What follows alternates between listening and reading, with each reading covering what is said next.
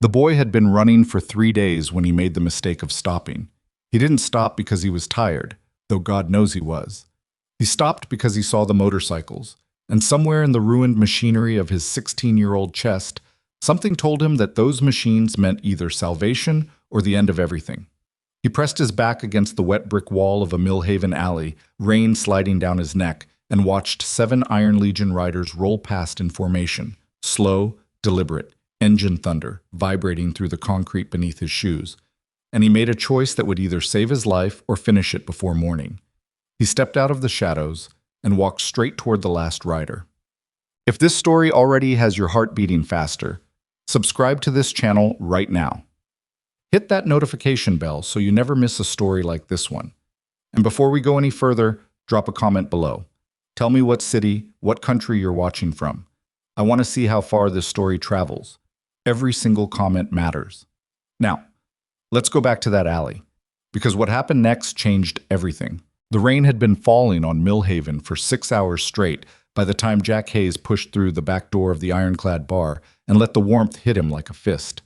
He stood there for a moment, not moving, just breathing. Steam rose off his cut, the black leather vest that said Iron Legion across the shoulders, and President below that in smaller, meaner letters. Water dripped from the silver-threaded patch that read Reaper in block script, the road name his brothers had given him 11 years ago when he'd ridden back from a burning federal checkpoint on a shot-out bike with 2 broken ribs and a dead sergeant's dog tags in his pocket. Nobody had asked him about those tags. Nobody ever did. He crossed the floor toward the bar without speaking to anyone. 6 brothers were already inside. Hatch at the pool table, running the same break shot he'd been running since 2014. Decker and Pullman at the corner booth with their backs to the wall, the way veterans always sat. Dutch behind the bar wiping glasses he'd already wiped twice. Nomad propped against the far wall with his arms crossed, watching the door even though he was off rotation. The thing about Iron Legion men was that they never fully stopped watching the door. It was a habit the military ground into you so deep it didn't wash out. Not with time, not with alcohol, not with anything. Reaper pulled out the stool at the far end of the bar. Dutch set a coffee in front of him without being asked. Black, no sugar, the way Reaper had taken it since he came back from his second tour and found that sweetness in anything turned his stomach. Quiet night, Dutch said. Not for long, Reaper said. He didn't know why he said it. Sometimes the body knew things before the mind caught up. He wrapped both hands around the mug and stared at the surface of the coffee, and for a moment the bar noise fell away. The crack of pool balls, the low talk from the corner booth, the rain hammering the tin roof, and all he could hear was the distant memory of a sound he'd spent years trying to outrun. Rotors. Always rotors when he went quiet long enough. The door banged open. Nomad was off the wall before the cold air finished rushing in. Hatch dropped his cue. Decker's hand went under the table. It was automatic, the kind of reflex that no amount of civilian life ever smoothed out of men who'd seen what they'd seen. But it wasn't a threat. It was a boy. He was maybe 16, maybe younger. It was hard to tell under the grime and the rain-soaked clothes and the bruising that ran along his left jaw in a color that meant it was 2, maybe 3 days old. He wore a gray hoodie with the drawstrings torn out and jeans that had a long rip up the left knee. His sneakers were so wet they squeaked with each step. He was shaking, not just from the cold, but from something deeper. The shaking of a person who hadn't felt safe in long enough that their body had forgotten what safety felt like. His eyes swept the room and landed on the leather cuts, on the patches, on Reaper at the far end of the bar. He walked toward him. Nomad stepped into his path. The boy didn't stop. He went around Nomad like he was furniture, like he was too exhausted or too desperate to register the 6'2" wall of tattooed muscle trying to slow him down. I need to talk to him, the boy said. His voice was cracked. Too much cold air, probably. Or too much crying, though there were no tear tracks on his face, just rain. The one with the president patch. Reaper set his mug down, turned on the stool. Looked at the boy the way he looked at everything, without expression, taking inventory. You're talking to him, Reaper said. The boy stopped 2 feet away. Up close, the damage was worse. The bruise on his jaw had company, faint marks at the wrist, consistent with zip ties or cord. His knuckles were split on the right hand, His left eye had a burst vessel in the white, red, and raw looking. Someone had put hands on this kid, and not gently, and not once. Your club was betrayed, the boy said. The bar went very still. Reaper studied him for a long moment. He didn't react. Not visibly, not in any way the boy could read. That was another thing the military gave you and never took back. The ability to receive terrible information without showing it on your face, because showing it on your face in the wrong place got people killed. Sit down, Reaper said. You don't believe me. I said sit down. The boy sat. Dutch put a water glass in front of him. The boy looked at it like he'd forgotten what water glasses were for, then drank half of it in one pull. His hands were still shaking. Reaper watched him. Watched his eyes, but not the words. The eyes. He'd learned in 2 tours and 11 years running a club that people lied with words and told the truth with their eyes, usually without knowing they were doing either. This boy's eyes were not lying. They were terrified. Start from the beginning, Reaper said. Your name first. Ethan. A pause. Ethan Carter. Where are you from, Ethan Carter? Doesn't matter. It matters to me. Another pause. The boy weighed something, then gave it up. Reedsville. About 60 miles north. Reaper knew Reedsville. Small town, dying slowly. The way small towns died. Mills closing, young people leaving, the ones who stayed drinking or dealing or both. He'd ridden through it a dozen times, never had reason to stop. Who did this to you? Reaper said, meaning the bruise, the wrist marks, the eye. Ethan's jaw tightened. The same people who are going to hit your club tonight if you don't do something. The room behind Reaper had not moved. Nobody was pretending to shoot pool or watch the game on the bar television anymore. Every man in the ironclad was listening, and every one of them had the same expression. The careful, closed-off attention of men who'd learned not to react until they understood the full shape of a threat. Reaper leaned forward, elbows on the bar. Tell me what you heard. And Ethan told him. It came out in fragments, the way traumatized people always told things.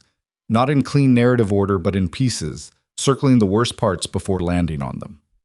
3 days ago, Ethan had been sleeping in the storage room of a warehouse on the Millhaven industrial waterfront. He'd been sleeping in places like that for 6 weeks, since his mother's boyfriend had put him through a closet door, and he'd decided that surviving alone on the street was better than surviving that. He hadn't gone to police. He'd tried that once before, in Reedsville, and the officer who'd taken his statement had been a drinking buddy of the boyfriend's. The system had looked at Ethan Carter and found someone it didn't need to spend resources on. So he'd been sleeping in the warehouse. And 3 nights ago, men had come into the warehouse after midnight. 4 of them. Expensive clothes. The kind of shoes that cost more than a month's rent. And they'd met with someone Ethan described as big, heavyset, wearing a leather cut. An Iron Legion cut. He'd seen the back patch clearly. He was sure. And he'd heard enough of the conversation, pressed into the dark behind stacked industrial shelving, to understand that the man in the cut was providing detailed information. Locations, schedules, access codes, the address of a safe house, the rotation of a security detail, and the price for that information. Reaper listened to all of it without expression. When Ethan finished, the boy sat with his hands flat on the bar top, watching Reaper's face for a reaction he couldn't find. You said tonight, Reaper said. I heard them say the operation was set for this week. 3 days from that meeting. Ethan counted on his fingers. That's tonight. How'd you find us? I asked around, about the Iron Legion. People know where you drink. Reaper was quiet for a moment. Then, why come to us at all? Why not go to the police, go to the FBI, go to anybody official? Ethan's expression didn't change, but something moved behind his eyes, old and flat and tired. The look of someone who'd been failed by officials so many times the word had stopped meaning anything. Because official didn't work out so great for me, he said. Reaper held his gaze for another few seconds. Then he stood up from the stool, picked up his coffee mug, and finished what was left in it. He turned to the room. Decker, get me Mason on the phone. Mason Cole, Vice President, Iron Legion, 22 years a brother. The man who'd pulled Reaper out of a firefight in Fallujah with a dislocated shoulder and someone else's blood all over his jacket, who'd ridden with him across 4 states the night Reaper's father died, who'd stood at his right hand through every hard decision the club had ever made. If there was a leak, And Reaper didn't believe there was, not yet, not fully. Then Mason needed to know. Decker was already dialing. The phone rang 8 times and went to voicemail. In 11 years, Mason Cole had never not answered his phone. Reaper set his mug down very carefully on the bar. "Hatch," he said, his voice completely level. "Call the Ridgeline Safe House, right now." Hatch moved, pulled out his phone, found the number, put it on speaker. The bar held its breath. 3 rings, 4, 5. Then the line connected, and what came through the speaker was not a voice. It was the sound of breaking glass. A shout, cut short. And then, unmistakably, the flat crack of gunfire. Then silence. Hatch looked at Reaper. Reaper looked at nothing. "Saddle up," he said. He said it quietly, the way a man said things when he was past the point of raising his voice. When the situation had already traveled so far past loud that loud would have been obscene. And because they were his brothers, and because they knew him, and because they could read the geography of his stillness better than most people could read plain speech, every man in the ironclad bar moved. Reaper turned back to Ethan. The boy had not moved. He was watching Reaper with those wrecked, careful eyes, and his hands were still flat on the bar top. And despite everything, the bruising, the running, the 3 days without a real bed, he was holding himself together with a rigidity that Reaper recognized. It was the posture of a person who'd learned that falling apart was a luxury they couldn't afford. "You come with me," Reaper said. "I don't know any more than what I told you." "You don't need to know more. You need to be somewhere I can see you." Reaper pulled his cut straight. "Because if what you heard is real, then the people who held you down and zip-tied your wrists already know you were in that warehouse. And they're going to want to know how much you heard." Ethan swallowed. His Adam's apple moved. For just a moment, one unguarded, exhausted moment, the composure cracked, and underneath it was just a 16-year-old kid who was terrified and alone and had been both of those things for so long he'd almost stopped noticing. Then he got up from the stool and followed Reaper out the door. The rain hit them like a cold hand. The 7 bikes sat in the lot, slick and dark, engines silent but waiting the way good machines always waited, patient, coiled, ready. The brothers moved around them with the economical efficiency of people who didn't need to be told their jobs. Leathers zipped. Helmets went on or stayed off, depending on the man. Decker ran a final check on his sidearm without making a production of it. Reaper stood at his bike, a 2009 Dinah Street Bob, matte black, no chrome to catch unwanted light, and looked at Ethan. "You ride?" "Never." "You do now." He handed him a helmet from the side bag. "Hold on to the frame behind you. Not me. The frame." "Why not you?" "Because if something goes wrong and I have to move fast, I need to move without worrying about your grip." Ethan looked at him for a moment, then put the helmet on without another word. They rode out of Millhaven's South District in close formation, headlights cutting the rain-soaked dark, engines a low, deliberate thunder that echoed off the storefronts and the wet pavement and the empty street corners. At this hour, at this weather, there was nobody to see them go. Millhaven rolled past in streaks of neon and sodium lamp, the pawn shop, the pharmacy with the broken P in its sign, the Veterans Center that was only open 3 days a week now because of budget cuts, the diner where Reaper had eaten breakfast with his father every Sunday until his father stopped being alive to eat breakfast with. He didn't look at any of it. He was running the numbers in his head, the way the club's information moved, who had access to what. Who knew the Ridgeline Safe House address? Who knew the security rotation schedule? The list was not long. The Iron Legion kept its internal architecture tight because Reaper had designed it that way, had built in compartments and limits specifically because he'd learned in the military what happened when too many people knew too much. Operational security was not paranoia. It was survival, which meant that whoever had walked into that warehouse meeting knew exactly where their access came from. And the list of people with that level of access was very, very short. Reaper pushed the thought back. He needed to see the safe house first. He needed to understand the shape of what had happened before he started drawing conclusions. Because drawing conclusions too early was how innocent men got hurt and guilty ones got away. He told himself that. He almost believed it. The Ridgeline Safe House was a 2-story frame building on the outer edge of the Merchant District, unremarkable from the outside. The kind of building that registered as background noise in the urban landscape, a storage facility or a small commercial space. The Iron Legion had held the property for 4 years through a shell company. 6 brothers used it at any given time for a rotating basis of club business that didn't need to happen downtown. It was off-book and off-grid, and the only people who knew its exact address were senior officers and the brothers assigned to it. They were 3 blocks away when Reaper smelled the smoke. He cut the engine before the words formed in his brain. Behind him, by some brother-calibrated instinct, 6 other engines cut at almost the same moment. They coasted into the shadow of a warehouse loading dock and stopped. Through the rain and the dark, the top floor of the safe house was on fire. Not a large fire. Controlled, targeted, the kind of fire that burned what it was meant to burn and nothing else. But fire. "There," Decker said quietly beside him. "I see it." "We going in?" "Not yet." Reaper scanned the street, studied the parked vehicles, the roof lines, the sight lines. Whoever had done this might still be watching. Might want them to come rushing in, might want a clean shot at the man wearing the president patch. "Hatch, go left. Nomad, right. 1 minute reconnaissance, then back." They moved. Reaper waited with Ethan and Decker in the shadow of the loading dock. The rain fell. Somewhere inside the burning building, something collapsed. A shelf, a table, timber giving way. And the sound of it carried through the wet air like a small, ugly announcement. Ethan stood very still beside the bike. I wasn't shaking anymore. He'd gone past shaking into something quieter and harder, the stillness of a person watching a thing they'd warned about actually come true. "I told you," he said. "Not I told you so, just I told you." "You did," Reaper said. Hatch came back from the left. 2 men down on the north side, ours, both with pulses. One of them got hit in the shoulder, other one's got a concussion. His voice was flat, the way combat voice always was.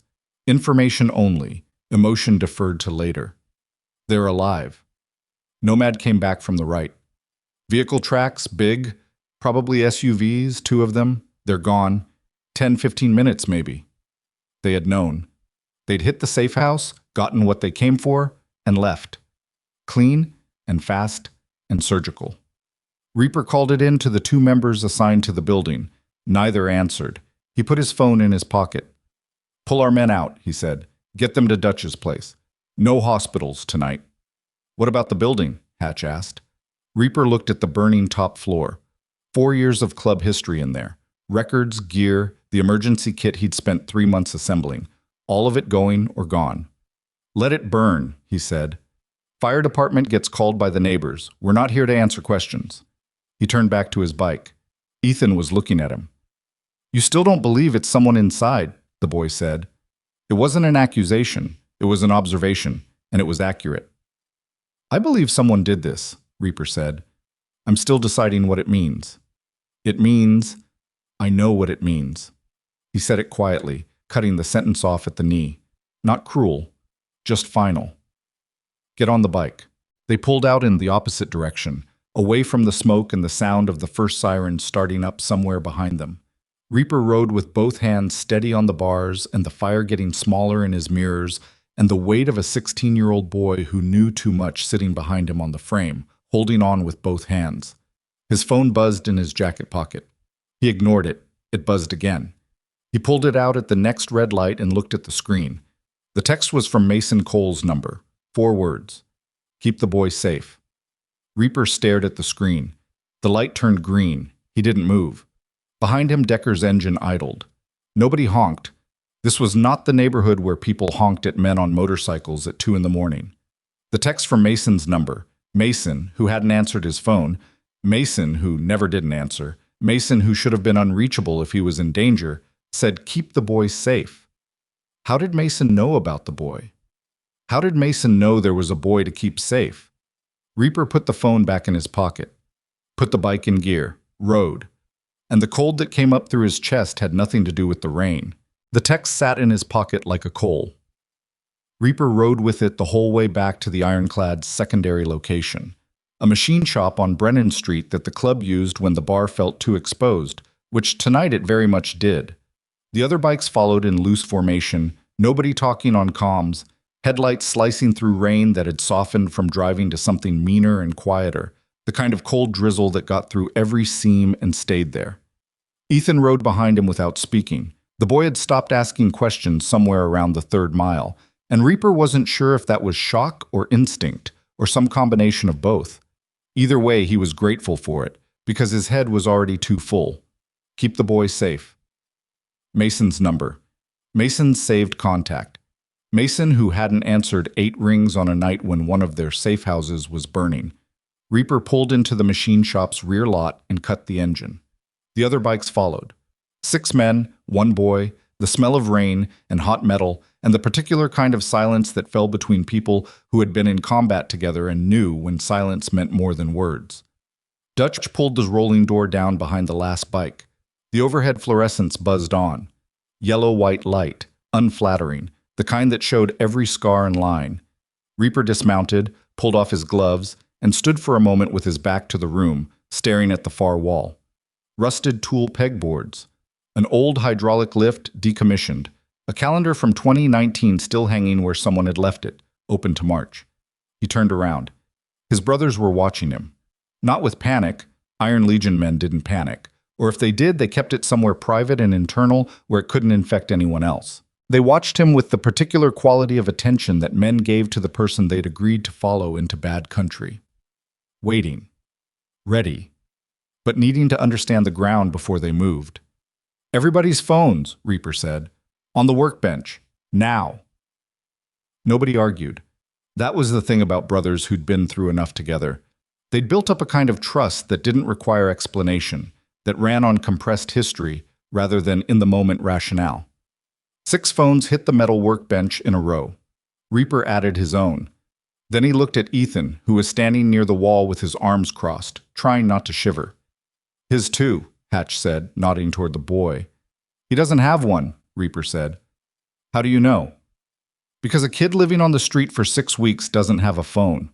He said it without inflection.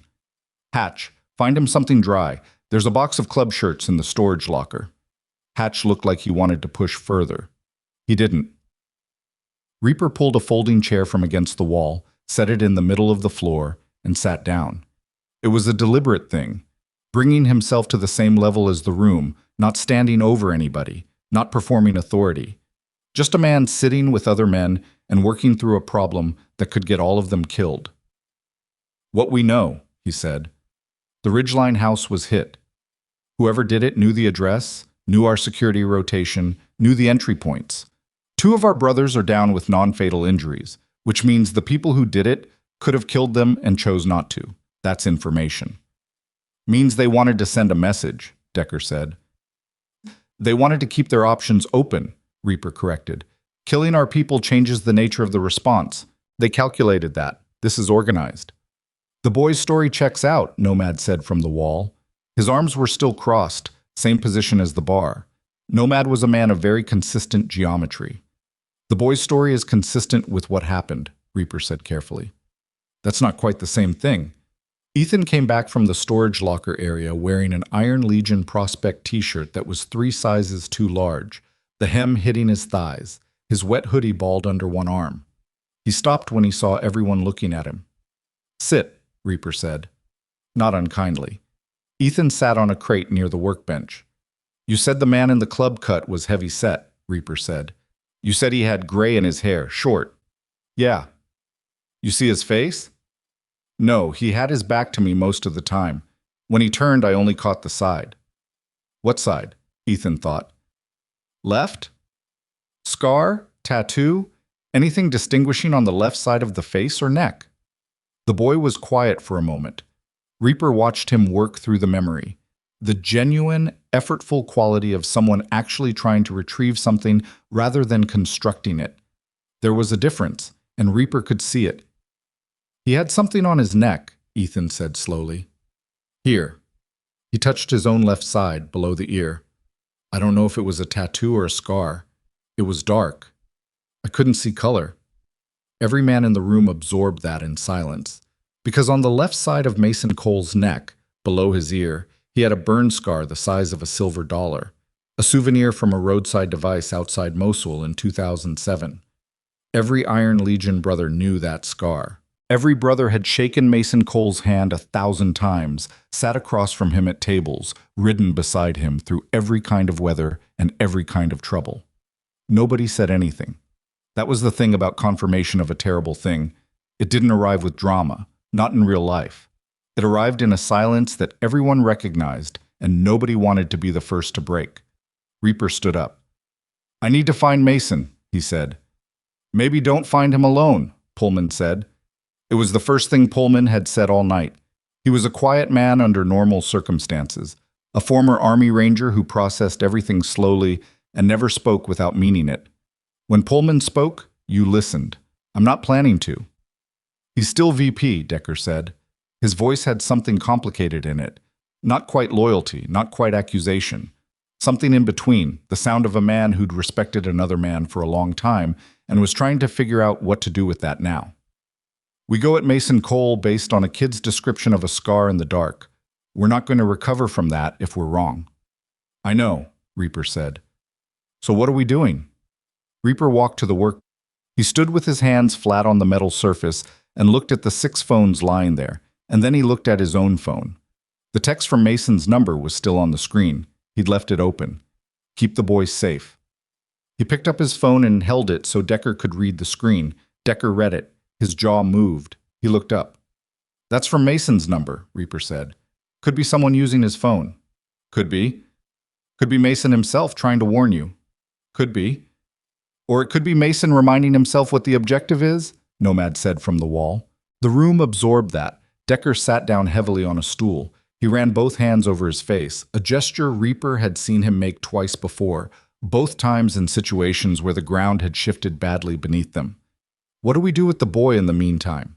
Everyone looked at Ethan, who was sitting on his crate with his hands in his lap and his jaw set, enduring being talked about the way he'd probably endured a lot of things, by making himself very still and not reacting. "He stays with us," Reaper said. "Reaper. He stays with us." He said it again with no additional weight, no anger, just the flat repetition of a decision that was finished being made. "He came to us. We're the ones who can't lose him now." Hatch started to say something, stopped, looked at Ethan, looked at the bruised jaw, the burst vessel in the eye, the kid sitting there in an oversized club shirt like a ghost of something that had been hollowed out too young, and didn't say anything at all. Outside, the rain had stopped. In its place came a wind that moved through the gaps in the machine shop's walls with a low, sustained note, like something breathing through its teeth. Reaper's phone rang. The number was unfamiliar, not a contact, just a string of digits with an area code he didn't recognize. He answered it and put it on speaker without hesitation, because if someone was calling him on an unknown number tonight, he wanted witnesses. Hayes. Not a question. The voice on the other end was male, even, professionally calibrated, the voice of someone who talked to people in difficult positions for a living. "Who is this?" Reaper said. "Special Agent Daniel Rourke, FBI Organized Crime Division." A pause that was calculated to let that land. "I've been watching your club for approximately 14 months, Mr. Hayes. Tonight I watched 2 of your properties take hits within 3 hours of each other. I think we both know what that means." "I don't know what you're talking about." "I think you do." Another pause. "I'm not calling to arrest you. I'm calling because we have an ongoing investigation into a criminal organization called the Vantage Syndicate, and tonight's activity suggests they've accelerated their timeline. If what I think happened tonight happened, then you have a problem I might be able to help you with, and I have a problem you might be able to help me with." Reaper looked at Decker. Decker looked at the floor. "You got a body I can verify this call with?" Reaper said. "I'll text you my badge number and division contact in 30 seconds. Call the FBI field office main line and verify it. I'll wait." Another pause. "But don't wait too long, Mr. Hayes. Whoever's feeding Vantage your operational details has been doing it for a while. And my read on tonight is that they're moving to a conclusion." The line stayed open. 30 seconds later, a text came through from the same number. Badge number, division, field office contact. Reaper held it out to Nomad, who took out his own phone from the pile on the bench and pulled up the FBI field office number independently, not using the one provided. Standard counter verification. The kind of thing you learned when you understood how honeypots worked. The field office confirmed Rourke's credentials in 45 seconds. Reaper put the phone back to his ear. "What do you want?" In person, Rourke said. Alone. I'll come to you. You pick the location. I just need an hour. You said alone. My people will be in the building.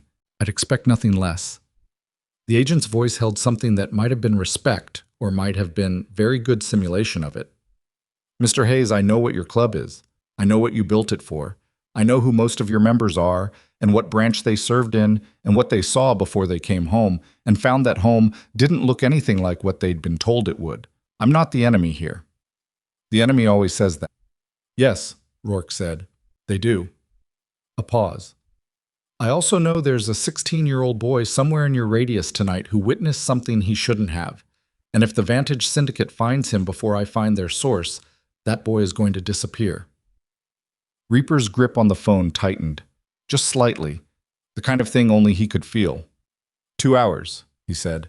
Brennan Street Auto Yard. You'll see the lights. He ended the call. The room was looking at him. We're meeting a federal agent, Hatch said. It was not entirely a question. In 2 hours, yeah. That is, Hatch searched for the word. That is a very significant departure from how we usually, I know what it is. Reaper set the phone down on the bench. Somebody is feeding a criminal organization our schedules, our addresses, our internal architecture. Our brothers are getting hurt. There is a 16-year-old kid sitting 10 feet from me who has been beaten and hunted and is the only witness to what started all of this. He looked at the room, at each face in sequence, the way he'd looked at briefing rooms in the military, making contact, making sure the weight of his intent landed on each person individually. I will use every available resource to protect this club and to protect that boy, including a federal agent who might know things I don't. Nobody argued. That surprised him, a little. Then he looked at their faces again and understood. They weren't agreeing because they were convinced. They were agreeing because they trusted him, and that trust was a heavier thing than agreement, and he felt it. Decker, he said, walk the perimeter. I need to know if we picked up a tail on the way here. Decker was gone before the sentence was finished. Reaper went to the far corner of the machine shop, the furthest point from the workbench, from the phones, from the room's center, and stood with his back to the wall and his eyes on the middle distance and let himself think, really think, without the performance of leadership around it. Mason Cole. He let the name sit in his head without armor. 22 years. He could build a chronology of those years in the architecture of his own scars. The night in Fallujah that Mason had dragged him out of. The 6 months after Reaper came home, when the darkness had gotten very specific and very close, and Mason had simply appeared at his door for 47 consecutive evenings without being asked, sitting on the porch with 2 beers and not asking any questions that Reaper didn't want to answer, the founding of the club itself, when there had been 4 of them, and a shared conviction that the military brotherhood didn't have to end just because the uniform did. Mason had been the one who named it, Iron Legion, said it like it was obvious, like the name had always existed and they'd just been waiting to find it. 22 years. He tried to find the evidence in retrospect, the moments that, seen clearly now, would rearrange into something damning. He tried and found that he couldn't, which told him either that Mason was very, very good or that Reaper himself was too compromised by history to see clearly. Both possibilities were terrible in different ways. Ethan appeared at his elbow, silent, the way the boy moved, with a quality of quiet that seemed practiced, the habit of someone who'd learned that being noticed sometimes meant getting hit. You knew who I was describing, the boy said. Not accusing. Stating. I don't know anything yet. But you knew. Reaper looked at him. The boy looked back with those flat, careful eyes, and Reaper had the sudden, unwelcome thought that this kid was smarter than most adults gave him credit for. Smarter than the systems that had failed him had ever needed him to be. Why does it matter to you, Reaper said. Because if it's someone close to you, that's harder than if it's a stranger. And if it's harder, you might not do what you need to do. Ethan said it plainly, without cruelty, just fact. I've seen people not do what they need to do because it was hard. It never turned out well. Reaper was quiet for a moment. You're 16. Yeah. You talk like somebody older. Ethan's expression didn't shift, but something behind it did. A small, involuntary movement of the eyes, there and gone. Bad things age you fast, he said. It wasn't performance. It wasn't a play for sympathy. It was just accurate. and the accuracy of it landed in Reaper's chest with the specific weight of something true. "Stay near Hatch tonight," Reaper said. "He's loud and he's annoying, but he won't let anything happen to you." "What about you?" "I've got a meeting to run." Agent Rourke arrived 90 minutes later in an unmarked gray sedan, domestic, mid-range, deliberately unremarkable. Decker had been watching the street and talked him in through the side entrance. He came in alone, as agreed, wearing civilian clothes and carrying nothing in his hands. He was mid-40s, built lean, with the particular economy of movement of someone who'd spent time in either law enforcement or the military, and probably both. His eyes moved around the room the same way every Iron Legion man's eyes moved around a room, and Reaper clocked that immediately. "You served," Reaper said. "Marine Corps, 2 tours." Rourke said it without elaboration, without performance, just information, offered as credential. Reaper nodded once. "Sit." They sat across from each other at the machine shop's old planning table. Rourke on one side, Reaper on the other, Nomad at the wall behind Reaper's right shoulder like a piece of furniture that could move very fast. Rourke laid a thin manila folder on the table. He didn't open it immediately. "The Vantage Syndicate," he said. "They operate primarily in financial crime, money laundering, fraud, some racketeering, but they've been expanding into territory that requires muscle and local infrastructure. For that expansion, they've been acquiring intelligence assets inside organizations that have that infrastructure. Motorcycle clubs, security contractors, union locals, people, and people with reach." "And you think they acquired one of mine?" Reaper said. "I think they did. And I think it's been ongoing for approximately 18 months. Rourke opened the folder. He pushed a single photograph across the table. A surveillance image, long lens, slightly grainy, taken at distance. A parking structure, the kind that could be anywhere. 2 figures. One in expensive clothes, one in a leather cut, facing away from the camera. The figure in the cut was heavy-set. Short gray hair. Left side of the neck caught partially in frame, a pale irregularity against the skin. Reaper looked at it for a long time. He didn't touch it. "When was this taken?" he said. 7 weeks ago." "Location?" "Parking structure on Merchant and 5th. Approximately 2 miles from your downtown chapter house." Merchant and 5th. Reaper knew that structure. He'd parked in it himself a dozen times, using it for exactly the same reason the people in that photograph were using it. It had no functional security cameras. Or rather, it had cameras that had been non-functional for 3 years because the property management company kept deferring the repair budget. Whoever had chosen that location knew the cameras were dead.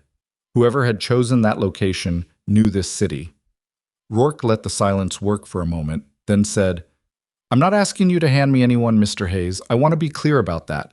What I'm asking is that you allow this investigation to run without interference for the next 72 hours, and that you keep whoever's in your custody tonight safe and in place." He paused. "The boy." "How do you know about the boy?" "Because we've been monitoring Vantage communications for 4 months. 2 nights ago, they started looking for a witness. 16, male, Reedsville connection." Rourke's voice stayed professional, but something moved behind it. "They're not going to stop looking." "I know that.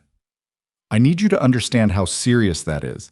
These aren't people who leave problems unresolved." He let that sit. "They have resources, they have personnel, and they have inside information on your operations. The boy being with you doesn't make him safer unless you control the information about where you are." Reaper thought about the phones on the workbench, about the precautions already taken. "We're aware." "Good." Rourke closed the folder but didn't pick it up. Left it on the table, the photograph visible. The 2 figures in the parking structure, the leather cut, the gray hair. 72 hours, Mr. Hayes. I need you to hold the line for 72 hours while we move on the syndicate's financial infrastructure. After that, we take their legs out from under them, and your inside problem becomes a criminal problem instead of a club problem. "And if I can't hold the line for 72 hours? Rourke met his eyes directly. "Then we both have a harder night than the one we're already having." He left the folder.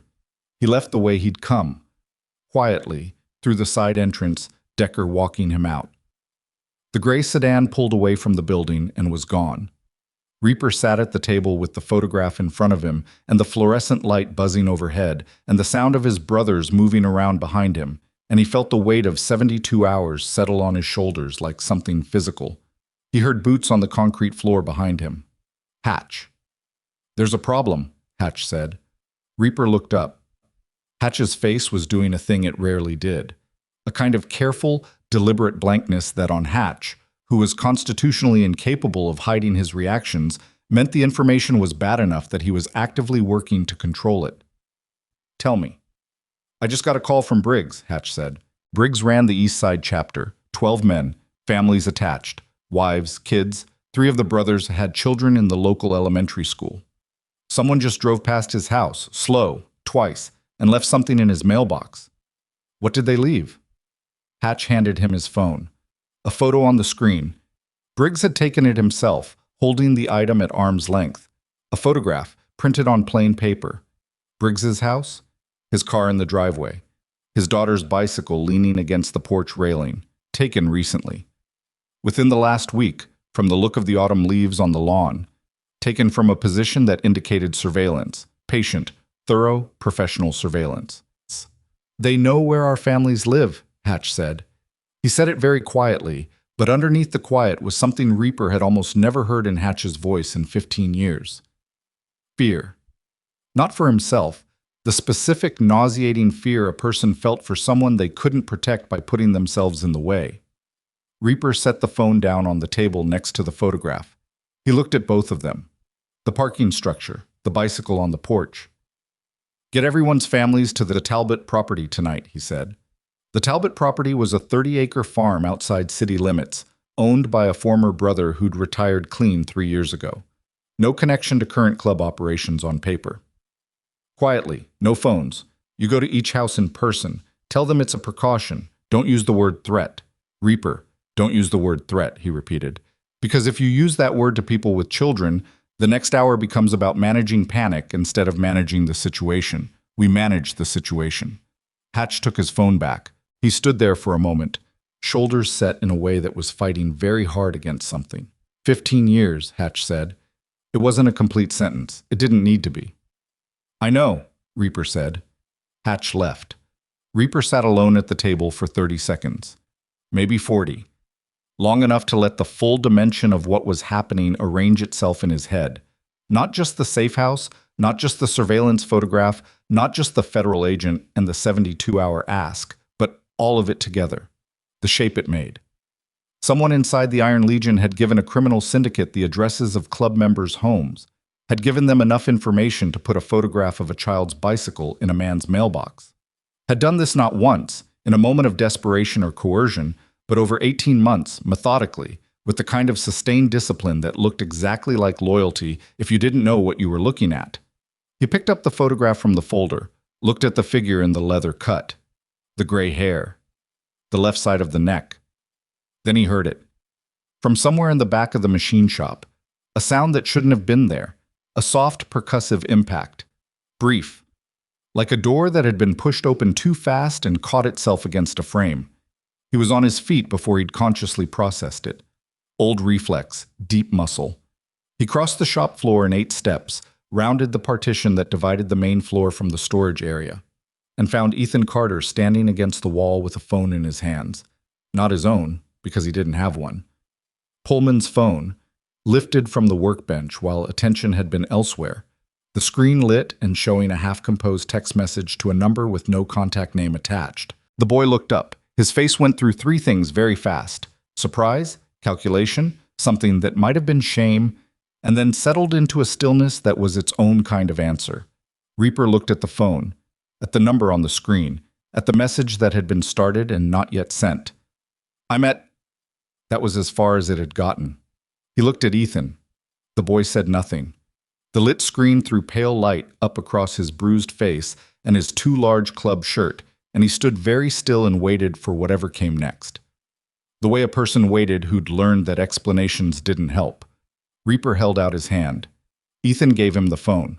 Reaper looked at the number. He didn't recognize it. He took a picture of the screen with his own phone, preserving it before it could be cleared, then erased the message and set Pullman's phone on the shelf beside him. He looked at the boy. "Who were you texting?" he said. Ethan's jaw was tight. "You won't believe me." Tell me anyway. A long moment. Then, there's a woman. She worked with the men in the warehouse. She was there that night. She was the one who let me go. Told me to run and didn't raise an alarm. Ethan's voice was very steady, which under the circumstances was remarkable. She gave me a number before I ran, said if I ever found somewhere safe to tell her, so she'd know I made it. Reaper studied him. Studied the steadiness of the voice, the eyes, the set of the jaw, the quality of truth in it, or something that performed truth without any visible seam. She works for the syndicate, Reaper said. She works in the syndicate, Ethan said. I don't know if she works for them. There's a difference. Reaper stood with that. There was a difference. He knew there was a difference. He'd known people in his own military career who'd operated inside corrupt chains of command and were not corrupt themselves, who'd stayed because leaving looked too much like abandoning the people around them who had nobody else. It was possible. It was also possible that a 16-year-old boy who'd been on the street for 6 weeks was exactly the kind of asset that a sophisticated criminal organization would have identified and used. He didn't know which this was. He didn't know. And the not knowing sat in the center of his chest like a piece of cold metal. Does she know where we are? Reaper said. No, I didn't finish. But she knows you're somewhere safe. She knows I'm alive. He stood looking at the boy for another long moment. Ethan looked back, and the bruised eye and the burst vessel and the oversized shirt and the phone that wasn't his were all simultaneously present, and Reaper had to hold all of it at once. The possibility that this kid was exactly what he appeared to be, and the possibility that he was something else entirely, and the terrible knowledge that he had to make a decision about which was true before morning. He picked up Pullman's phone from the shelf. He held it out. Ethan looked at it. Finish the text, Reaper said. Ethan's eyes came up fast. Surprise, unguarded. Tell her you're safe, Reaper said. Nothing else. Just that. Ethan took the phone slowly. He typed 3 words and hit send. I made it. The message went. They both watched the screen. 30 seconds. A minute. 3 dots appeared. Someone on the other end typing. Then the response came through. It was not 3 words. It was not short. It was a photograph. A screenshot of a document, dense with text, and at the top of it, in the header of what appeared to be an internal memo, 2 things were visible clearly. A date, 48 hours from tonight, and a name. Reaper read the name on the memo header. He read it twice to make sure. Then he looked up from the phone and across the storage room and through the partition to where the rest of his brothers were moving and talking, and he understood that in 48 hours, if the information in that screenshot was accurate, the Iron Legion would cease to exist in any form that resembled what it had been. Not because of a federal investigation, not because of the Vantage Syndicate, not because of a burning safe house or a photograph left in a mailbox. Because of the name at the top of that memo. A name he had trusted with everything, with locations, with schedules, with the addresses of families, with the security architecture of everything he had spent 11 years building, and who had used every piece of it to construct the mechanism of the club's destruction. Mason Cole. Not a suspicion anymore. Not a photograph in a parking structure. A name on a memo, in a document, with a timeline and an operational plan, and the particular cold thoroughness of someone who had been planning this for a very long time and had never, not once, let it show on his face across 22 years of brotherhood. Reaper handed the phone back to Ethan. He walked back out into the main floor of the machine shop. His brothers looked at him. They saw something in his face that made the room go very quiet, very fast. Something that had not been there before. A quality of absolute stillness that the men who knew him recognized as the face he wore in the moment before everything changed. Get everybody in, he said. Right now, everybody. They came. 6 men in a rough circle under the buzzing fluorescent light. Reaper stood in the middle of them. He looked at each face. Every man who had ridden with him through every hard thing, who wore the same patch, who carried the same history. Mason is the leak, he said. He said it plainly. No preamble, no qualification, no softening. Because these men deserved the truth delivered straight, and because the time for careful was already behind them. The silence that followed was the heaviest silence he'd ever stood inside. Decker sat down on a stool. His elbows went to his knees and his face went to his hands, and he stayed that way for a long moment, not moving. Hatch made a sound, low, involuntary, the sound of something giving way. Nomad didn't move at all, but his eyes closed briefly, and when they opened again, they were different. "You're sure," Pullman said. "Sure enough." "What do we do?" Hatch said. His voice was rough with something he wasn't naming, and Reaper opened his mouth to answer. His phone buzzed. On the workbench, where he'd left it, the screen lit up. He crossed to it, looked at the screen. Not a text this time. A call. From Mason Cole's number. And this time, it was ringing. Reaper picked up the phone. He didn't hesitate. Hesitation was a luxury that belonged to people who still had options, and in the 10 seconds between reading Mason's name on that memo header and watching Mason's number light up the screen, his options had reduced themselves to something very simple and very cold. He answered the call and put it on speaker and set the phone on the workbench in the center of the circle of his brothers, and he did all of this without a word, without a gesture of instruction.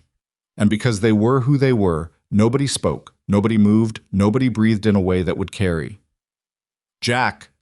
Mason's voice came through the speaker with the particular quality of a voice that had decided something. Not nervous, not guilty. Decided. Reaper said nothing. "I know you've been to the Ridgeline house," Mason said. "I know you've got the boy. And I know you've been talking to Rourke." A pause. Not uncertain, just measured. The pause of a man who'd rehearsed the shape of this conversation long enough that he knew where the silences belonged. "You're running the numbers right now. I can hear you thinking." "Then you don't need me to talk," Reaper said. "I need you to listen." Another pause. "There's more to this than you know. More than Rourke knows. More than the syndicate has told you through that woman's phone. What you think you're looking at and what this actually is are two different things. And if you move on what you think you know, you're going to make the worst mistake you've ever made." "Mason." Reaper kept his voice completely level. The effort it took to do that was enormous and invisible. "Are you the source?" Silence. Not the silence of a man searching for a lie. The silence of a man deciding how much truth to spend. "Yes," Mason said. The room did not react. 6 men absorbed the word and held it, the way trained men held things that would destroy them if they let themselves feel them in full. Holding it just far enough away to keep functioning, saving the full weight of it for later, when later was survivable. "I need to explain," Mason started. "Where are you?" Reaper said. "That's not, where are you?" A long pause, then, "Coalyard Road. The old processing plant. I've been here since the Ridgeline house went up." A beat. "I didn't order that, Jack. I need you to understand that. I provided the location. I did not authorize a hit on our brothers." "The distinction doesn't mean what you think it means." "I know." His voice shifted, not breaking, but something in it that had been held rigid for a long time moved slightly, like a wall absorbing pressure. "I know that. Come and talk to me. Bring whoever you need to bring. But come and let me explain this before you decide what it is, because I promise you, on everything we've ever been to each other, it is not what it looks like." Reaper looked at the phone on the workbench, at his brothers around him, at Ethan in the partition doorway, watching with those careful, bruised eyes. "Don't move," Reaper said into the phone. "Don't make any calls. Don't contact the syndicate. Stay where you are." He ended the call. "Decker and Nomad with me," he said. "Hatch, you stay with the boy. Pullman, you reach out to Briggs and the other chapter heads. In person, remember? And you make sure the families are already moving to Talbot. Nobody uses a phone." "You're going to him," Hatch said. "Not a protest, a statement requiring confirmation." "He called. He's alone. He wants to talk." Reaper pulled on his gloves. "The man's had 18 months to plan this. If he wanted me dead, he's had 1,000 better opportunities than a phone call to a location he knows is compromised. Unless the call was to confirm your location, then we find that out when we get there." He zipped his cut closed against the cold that was already coming through the machine shop walls. "Stay sharp. Stay off phones. Talbot property by sunrise." He looked at Ethan one last time before walking out. The boy was holding the door frame with one hand. He said nothing, but his eyes tracked Reaper the way eyes tracked something they weren't sure they'd see again, and Reaper felt that in his peripheral vision as he walked past and didn't turn around. The Coalyard Road plant was 7 miles east, an industrial skeleton from the city's manufacturing years, long stripped of anything valuable. The kind of building that appeared in urban geography as pure negative space, a gap in the productive world that nobody had gotten around to filling. Reaper had ridden past it 100 times without looking at it. He looked at it now as they came in off the county road, 3 bikes running lights off on the last half-mile, and saw a single light source in the northeast corner of the ground floor. Handheld, steady, not moving. Someone waiting. They parked 50 yards out, came in on foot through the fence gap that generations of trespassers had widened over the years. Decker going left, Nomad right, Reaper straight down the center through the dark and the cold and the sound of loose metal sheeting breathing in the wind off the river. The ground floor was open plan, stripped concrete, support columns every 20 feet, the ghost geometry of removed machinery visible in the discoloration of the floor. The light source was a battery lantern sitting on an overturned crate, and Mason Cole was sitting on another crate 6 feet from it, elbows on his knees, hands loose between them. He wasn't wearing his cut. That was the first thing Reaper clocked. In 22 years, he had never seen Mason Cole in a social or club context without his Iron Legion cut. The absence of it was louder than anything the man could have said. Mason looked up when Reaper came into the light. His face looked like a face that had been a long time without sleep, gray under the eyes, the particular slack quality of exhaustion that went below the physical. He looked at Reaper the way a man looked at a person he'd wronged and wasn't going to insult by pretending otherwise. Reaper stopped 10 feet away. He didn't sit. "Talk," he said. Mason rubbed his face with both hands, the same gesture Decker had made in the machine shop, and seeing it on Mason made Reaper's chest tighten in a way he managed by breathing through it. "How much do you know about the Vantage Syndicate?" Mason said. "Enough." "Do you know who runs it?" "Financial crime, organized. Do you know who runs it?" Mason's voice sharpened on the emphasis. Not anger, urgency. Not the front. Not the operational structure Rourke briefed you on, because I know Rourke briefed you. I know everything that happened in that machine shop tonight, Jack. I mean the actual principal, the person whose money built Vantage, and whose name appears on nothing. Reaper was quiet. "His name is Carver Doyle," Mason said. "He's 61 years old. He runs a logistics holding company out of 3 states, and 18 months ago he came to me with a piece of information that I've been sitting on ever since, that has been eating me from the inside out for 18 months, and that I could not tell you because telling you would have put you in the ground." "What information?" Mason looked at him directly.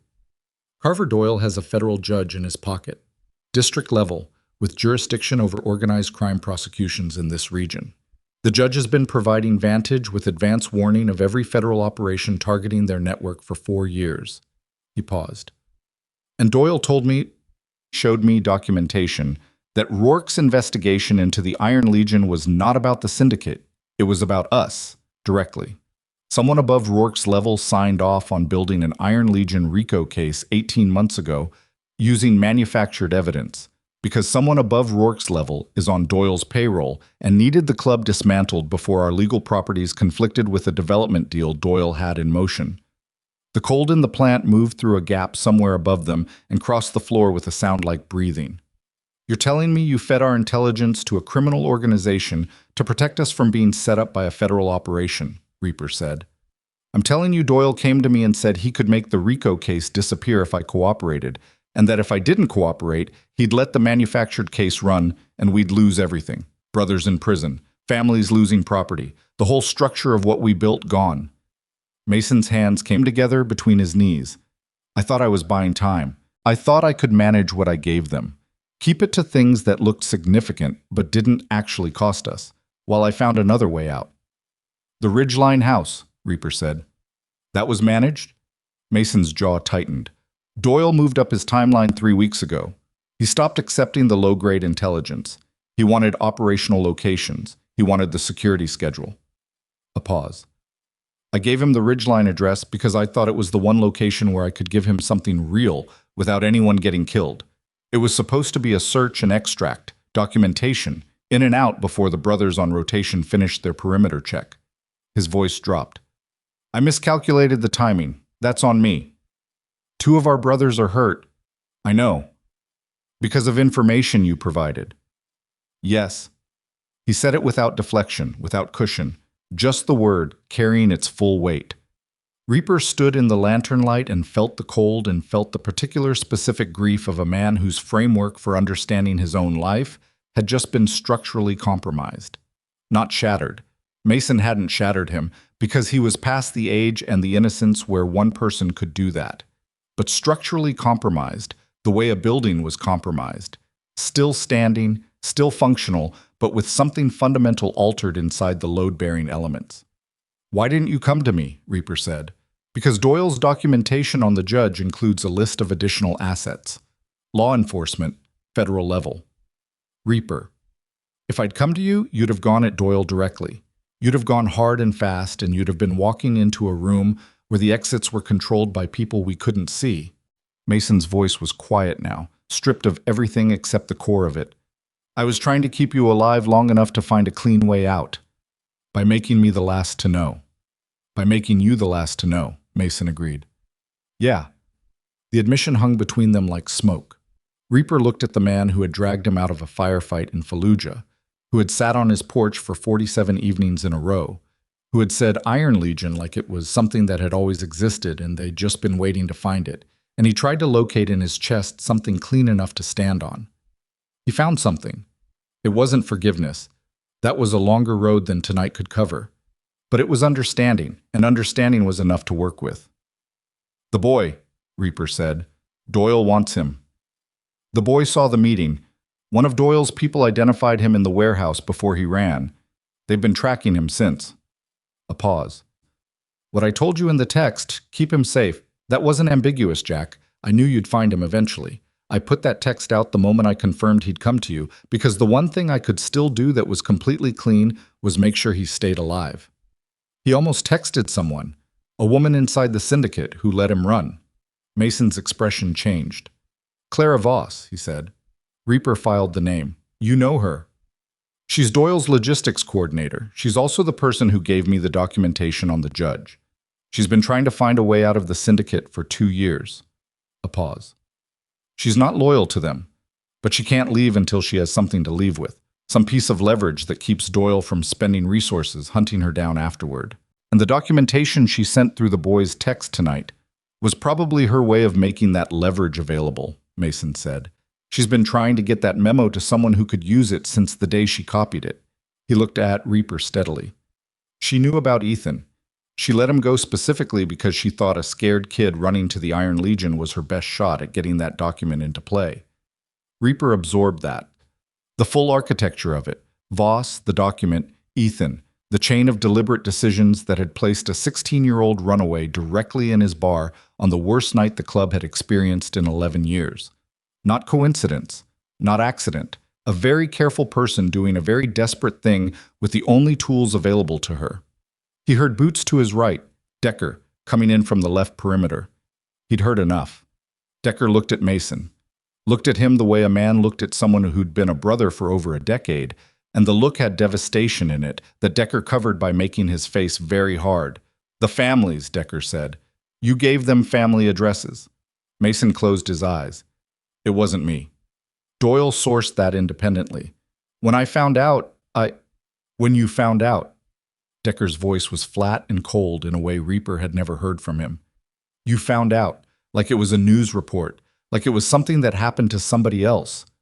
Decker, "My sister lives 4 blocks from Briggs," Decker said. "She has 2 kids, 8 and 11. You understand that? You understand what it means that Doyle has that address?" Mason opened his mouth. "Don't," Decker said. Silence. Reaper let it sit for exactly as long as it needed to sit. Then, "Mason, the document Voss sent. Does Rourke know about the judge?" Mason focused back. "No. Rourke's clean. I've been watching his operation for 14 months. He's conducting a genuine investigation, and he genuinely doesn't know his case is being run against a backdrop of corrupt oversight. He thinks he's building a syndicate prosecution. He doesn't know someone above him is using the investigation as a mechanism to expose the club to a manufactured RICO case once Vantage is done with us. So Rourke is both useful and compromised. He's useful as long as you control what he knows." A pause. "The document Voss sent you changes his position completely if you can verify it. A sitting federal judge in Doyle's pocket. That's not something Rourke buries. That's the kind of thing that ends careers and changes the direction of an entire investigation. Reaper was quiet, working through it. The timeline, the leverage, the 48 hours on the memo header. What happens in 48 hours, he said. Mason looked at him steadily. Doyle completes a property acquisition that he's been structuring for 8 months. Once it closes, he doesn't need the club's cooperation anymore. He doesn't need me. He doesn't need the intelligence operation. He doesn't need to manage the RICO case quietly. A pause. He cuts the asset loose. That's standard procedure. And cutting the asset loose means removing the asset and every person who can connect the asset to the operation. He burns you, Reaper said. He burns me. And he burns the boy. And he hands the manufactured evidence package to the compromised judge with a bow on it and watches the Iron Legion go through federal prosecution with no active intelligence source left to contradict the case. 48 hours, Reaper said again. 46 now, Mason said. Decker made a sound, low, controlled, the sound of a man reordering his internal landscape by force. Reaper heard Nomad's boots on the concrete behind him, the second perimeter complete, coming in quiet, reading the room in one sweep without needing to be briefed. The plant is clean, Nomad said. One vehicle, north side. Nobody else inside the fence. Reaper looked at Mason. Who else in the club knows about the syndicate approach? Nobody. Nobody in 18 months. Nobody. His voice was certain.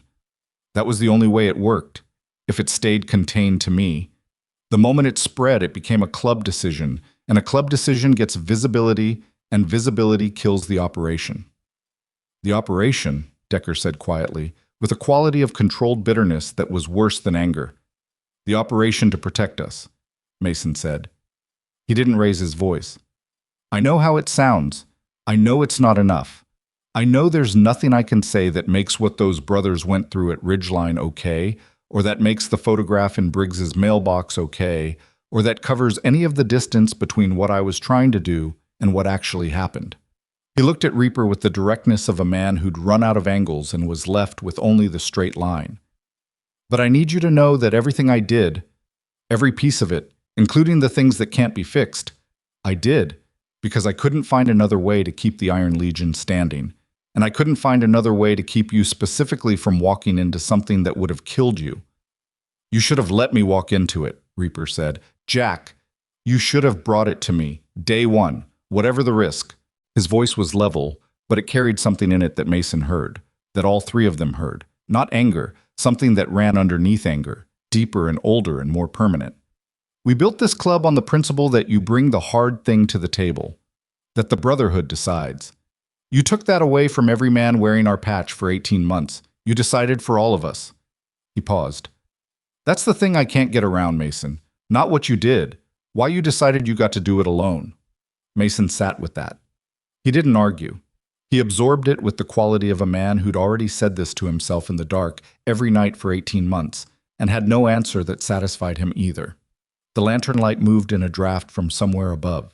The flame inside the battery housing, the way artificial light moved when the air disturbed it.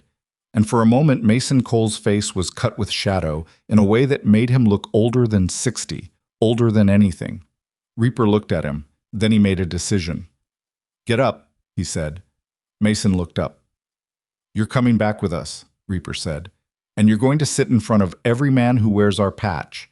And you're going to tell them what you told me in the same words, without softening it. And then we're going to decide together what happens next. All of us. A pause. Not me. Not you. All of us.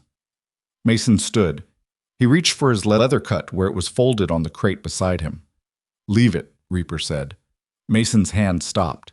He looked at the cut, at the patches, the Vice President bar, the Iron Legion rocker, the accumulated geography of 2 decades. He looked at them the way a person looked at something they understood they might not get back. He left it on the crate. They walked out through the dark of the plant, Reaper and Mason, Decker and Nomad flanking them on either side, boots on bare concrete and the cold river wind coming through the broken high windows, and the battery lantern burning small and alone behind them. They were 40 feet from the exit when Reaper's phone buzzed. He pulled it out without slowing. Hatch. But not a call. A text. which meant Hatch was somewhere he couldn't speak. Short, no punctuation, the kind of text sent one-handed in the dark. 3 vehicles outside. They found us. The boy is... The message cut off. Reaper was running before he'd consciously decided to run. Behind him he heard Mason's footfalls change, heard Decker swear once very quietly, heard Nomad's boots change rhythm to match the sprint. Cold air in his throat, gravel under his boots on the way to the bikes. The sound of 3 engines kicking over almost simultaneously because these men had trained for this, had built this reflex into their bodies so deep that thinking wasn't required. He was on the bike and moving before the text finished processing in his conscious mind. 7 miles. 7 miles back to Brennan Street and the machine shop, and the half-finished text, and the boy in the oversized club shirt who'd been sitting on a crate looking at him with those careful, bruised eyes. He opened the throttle. The 3 bikes tore out of the Coal Yard Road lot and onto the county road in a hard left, lights cutting the dark, engines a sound like controlled detonation. Mason rode behind Decker, passenger, hatless, his gray hair flat against his skull in the cold air.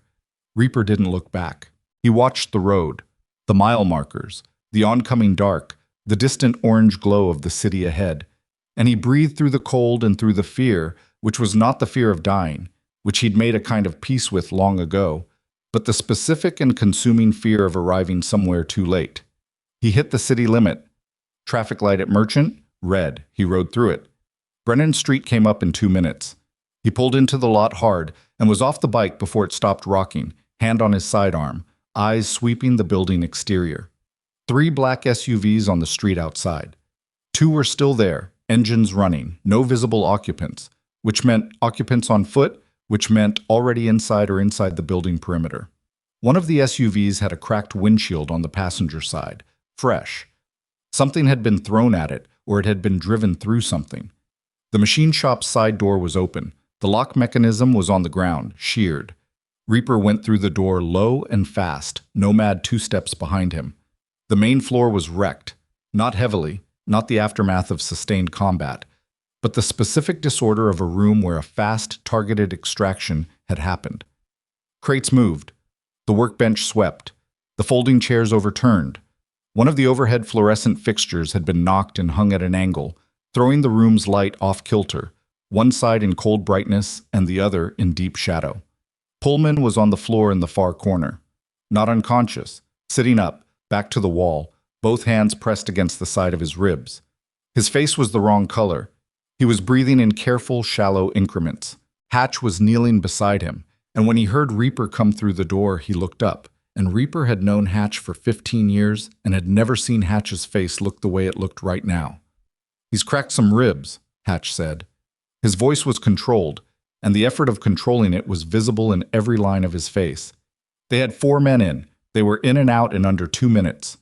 Reaper crossed the room. He crouched beside Pullman, looked at the injury, looked at Pullman's face, the set of the jaw, the deliberate management of the breathing, the look of a man who was in significant pain and was dealing with it by narrowing his entire world down to the mechanics of the next breath.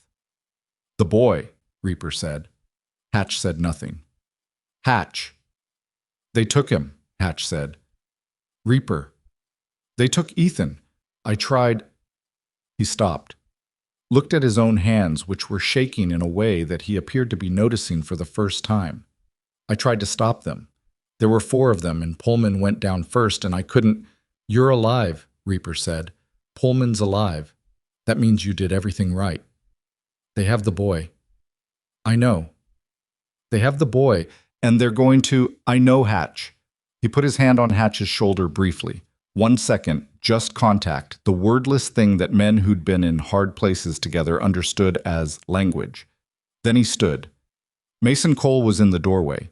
He'd come in behind Nomad, and he was standing there taking in the room, Pullman on the floor, Hatch kneeling, the swept workbench, the off-kilter light, with an expression that moved through several things very fast, and arrived at a place that was colder and harder and more absolute than anything Reaper had seen on his face in the plant.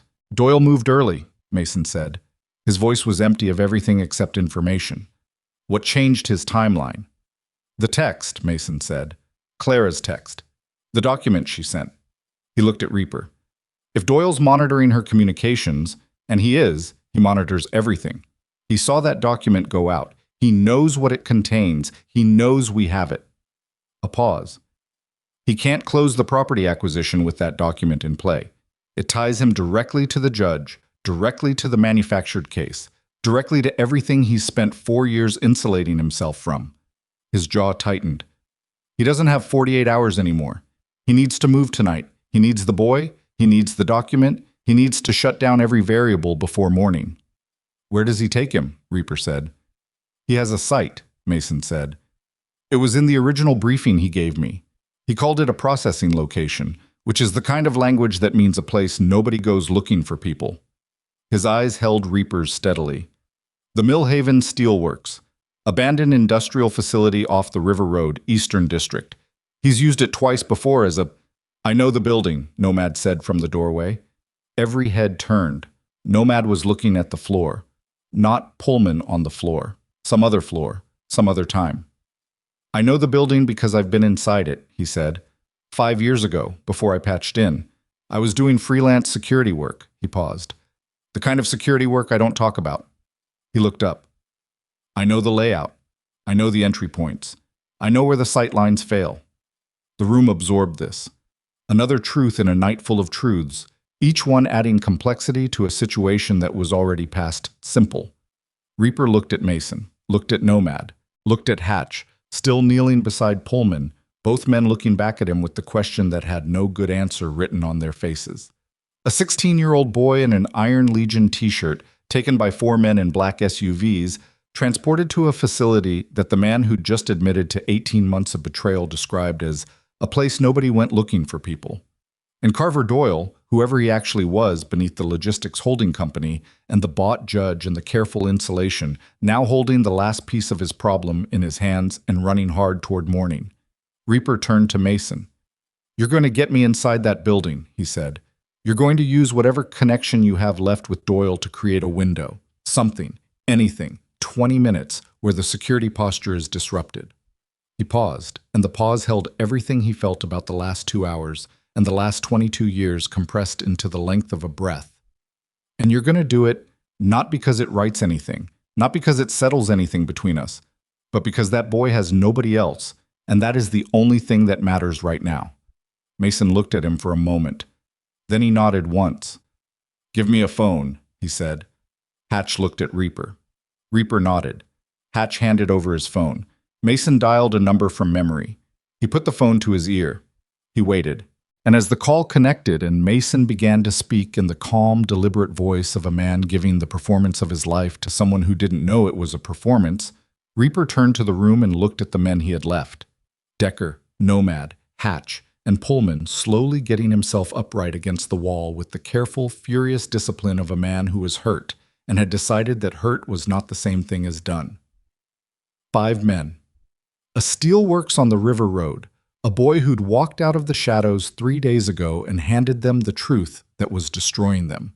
This was the shape of what was left, and Reaper found standing in the off-kilter light of the damaged machine shop, with the cold coming through the open side door and the sound of Mason's voice behind him, and the distant, unmistakable rumble of a Harley somewhere on the street outside, one of their own, coming in from a perimeter run, not yet knowing what they were coming back to.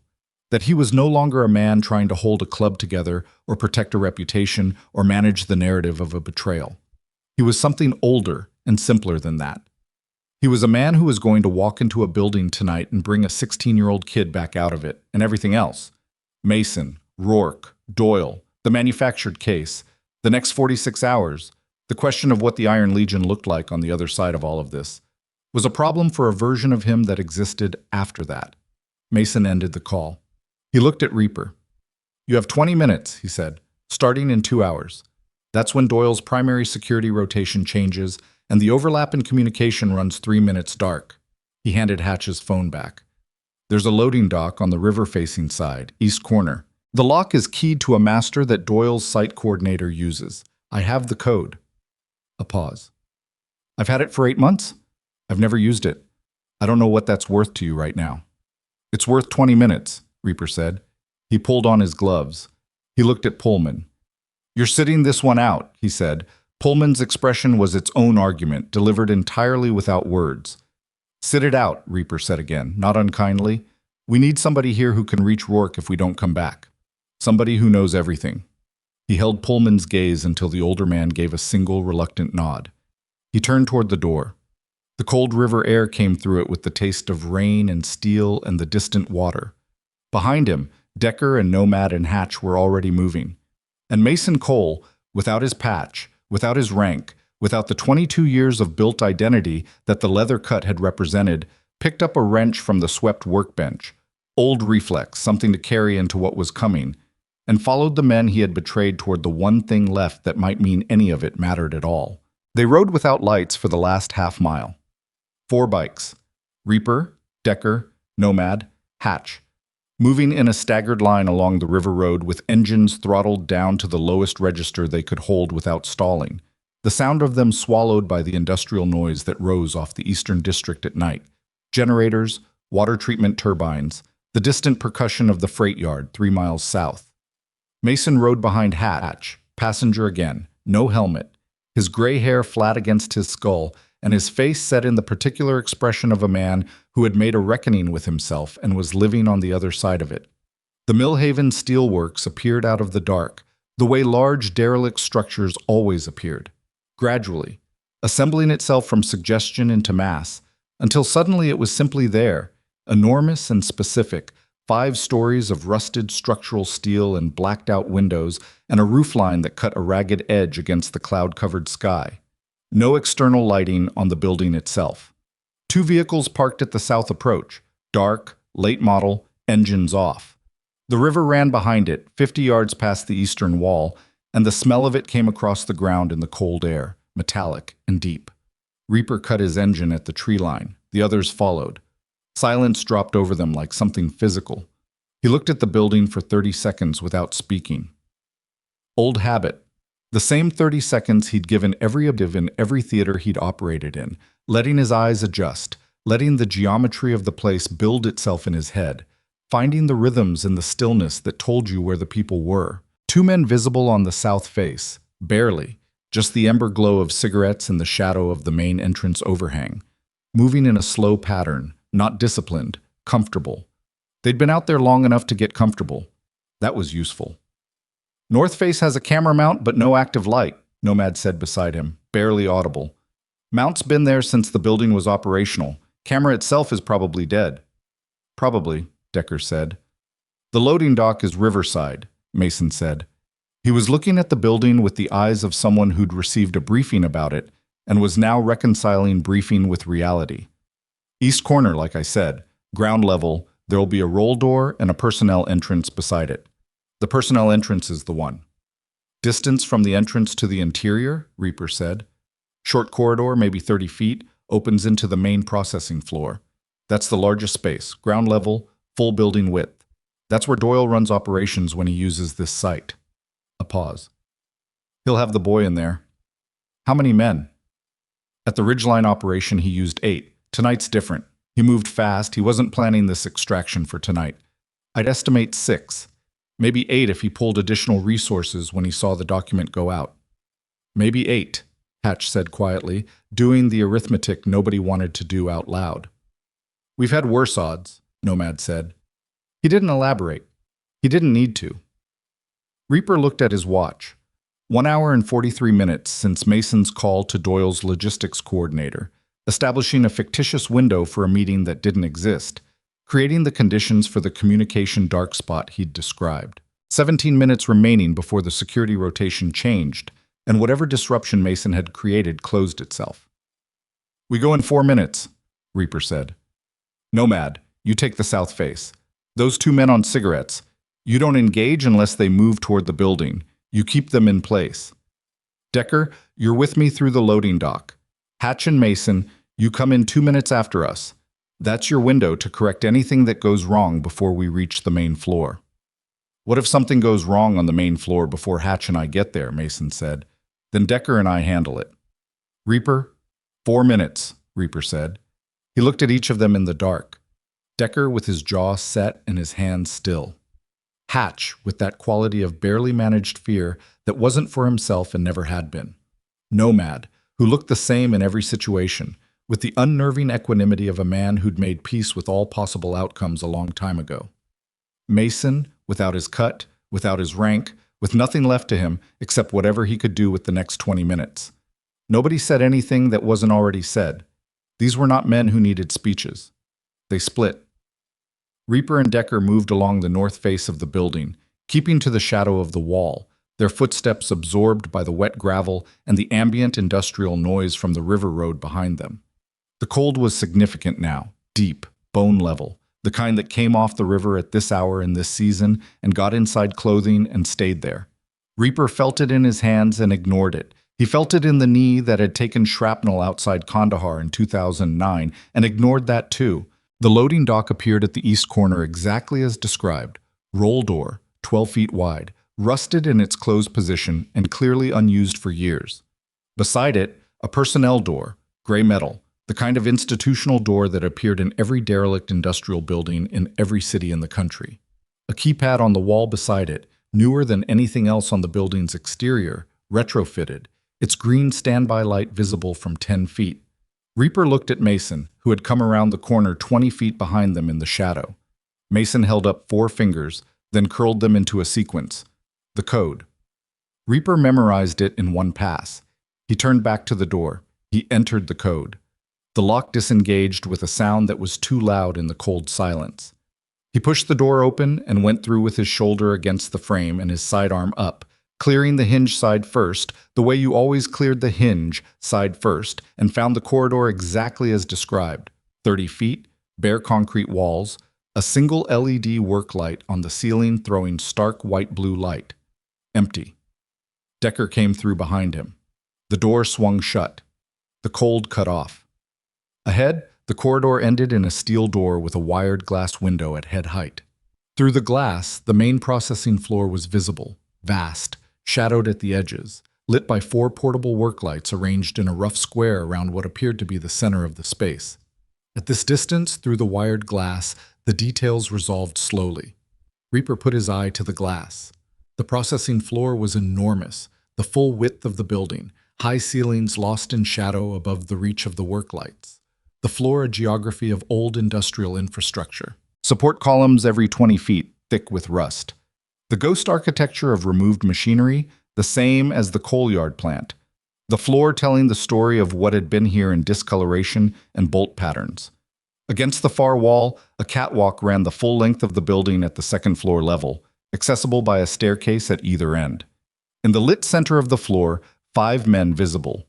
4 of them with the posture and positioning of security, spread, facing outward from the center, aware of their perimeter. The 5th was Carver Doyle. Reaper had never seen him, but he knew him immediately.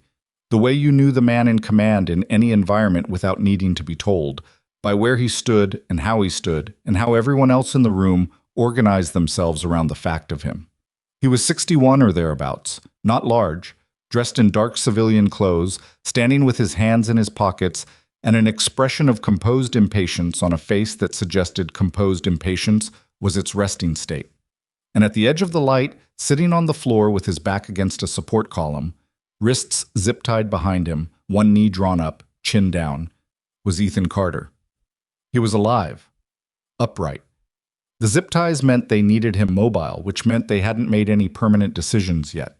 Reaper pulled back from the window, held up 5 fingers to Decker. Decker nodded. 1 missing.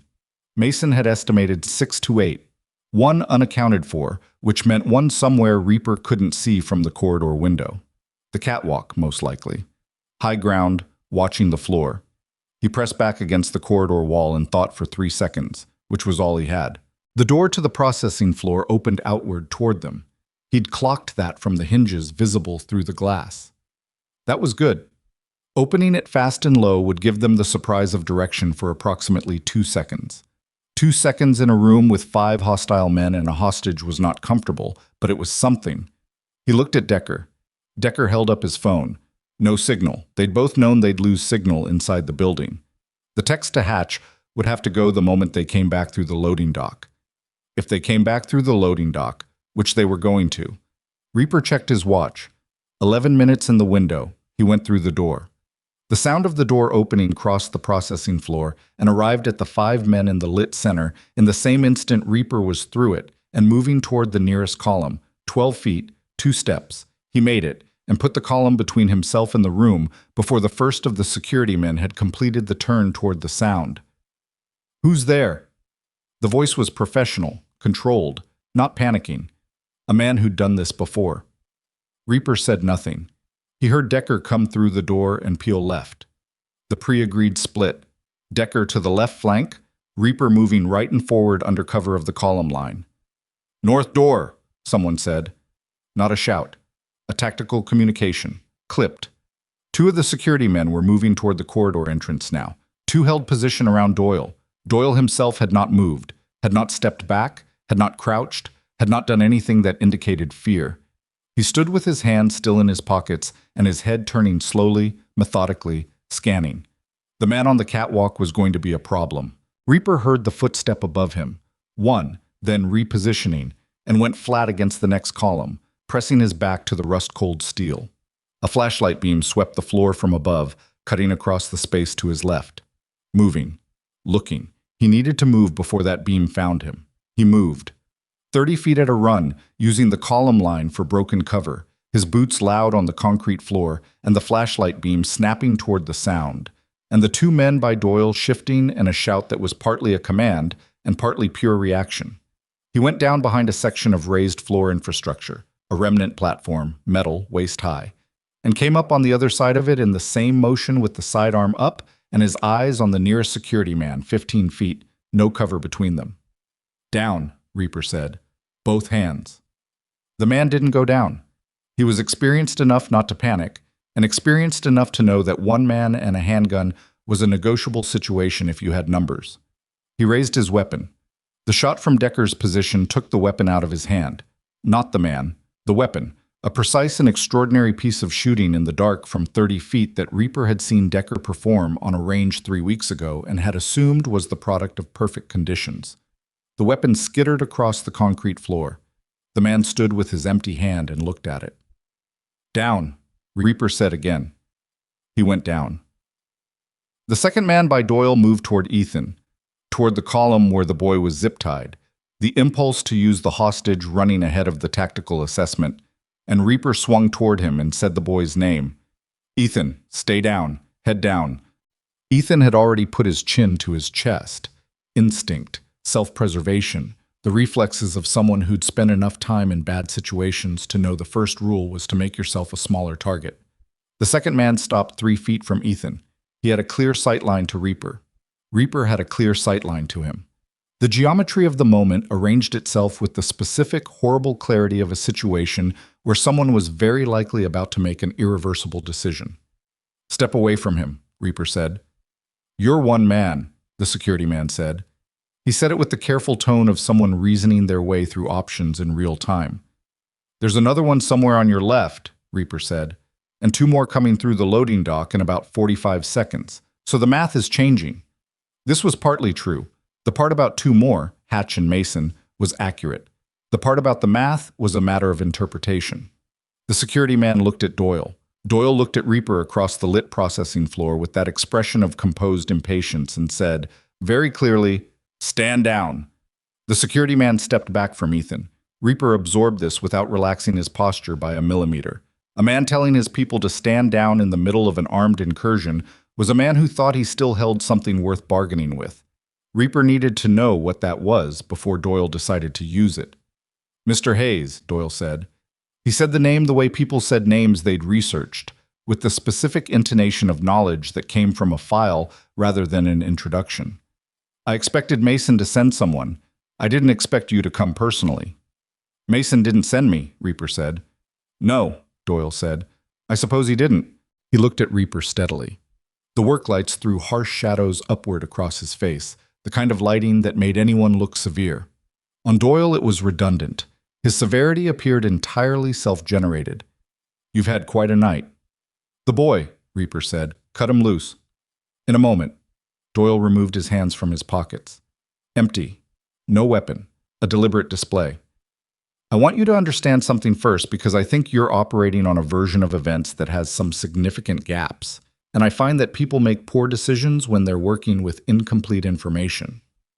You have 40 seconds before my people come through that loading dock and the conversation changes character, Reaper said. Then I'll be concise. Doyle moved, not toward Reaper, a slight repositioning, putting himself more squarely in the work light, the gesture of a man accustomed to controlling the visual terms of a room. Mason Cole has been feeding you a narrative tonight. Part of it is accurate. Part of it is self-serving construction. I want you to know which is which. Reaper said nothing. He kept the sidearm level and his eyes moving. Doyle, the two standing security men, the one on the floor, the catwalk above. The federal judge, Doyle said. That part is real. I do have a judge. And there is a RICO case in preparation that targets the Iron Legion. That part Mason told you accurately. A pause. What he didn't tell you is that the case exists because Mason himself went to a federal contact 8 months ago and offered to deliver the Iron Legion as a prosecution target in exchange for his own immunity. He didn't go to me for protection. I went to the people building the case, and when that deal started to fall apart, when it became clear they were going to take him down with the club regardless, he came to me as a second option. The processing floor was very quiet. Mason, Reaper said, without turning around. He'd heard the loading dock door, heard the footsteps in the corridor. Hatch and Mason, coming through, on time. He heard Mason stop somewhere behind his left shoulder. Is that true? Reaper said. No answer. Mason. The word came out differently the second time. Not harder, something underneath it, something that asked the question in a register that had nothing to do with tactics. It's more complicated than, Mason started. Is it true? A silence that lasted long enough to be its own answer. There was a window, Mason said. His voice was different now. The careful architecture of the coal yard plant explanation gone. Something raw underneath it. 18 months ago, they approached me. Not the way I told you. They didn't come to me with evidence of the judge. They came to me with a deal, testimony against the club in exchange for immunity and protection. Reaper stood in the middle of the processing floor with his weapon up, and Doyle 12 feet away, and Ethan zip-tied to a column at his 9 o'clock, and the full weight of 22 years rearranging itself in his chest with a violence that had nothing physical about it. And you went to Doyle when the deal went bad, Reaper said. I went to Doyle because by then I'd seen what the case against the club looked like, and I needed... You were going to testify against us, Reaper said. The processing floor absorbed the sentence. Hatch made a sound. The same sound as the machine shop, lower, more final. Decker, somewhere in the dark to the left, was very still. I didn't, Mason said. I didn't go through with it. That's the truth, Jack. I went to the meeting, I heard the deal, and I walked away. I came to Doyle instead because I thought, you thought you could manage it, Reaper said. I thought I could protect... You thought you could protect yourself, Reaper said it without turning around.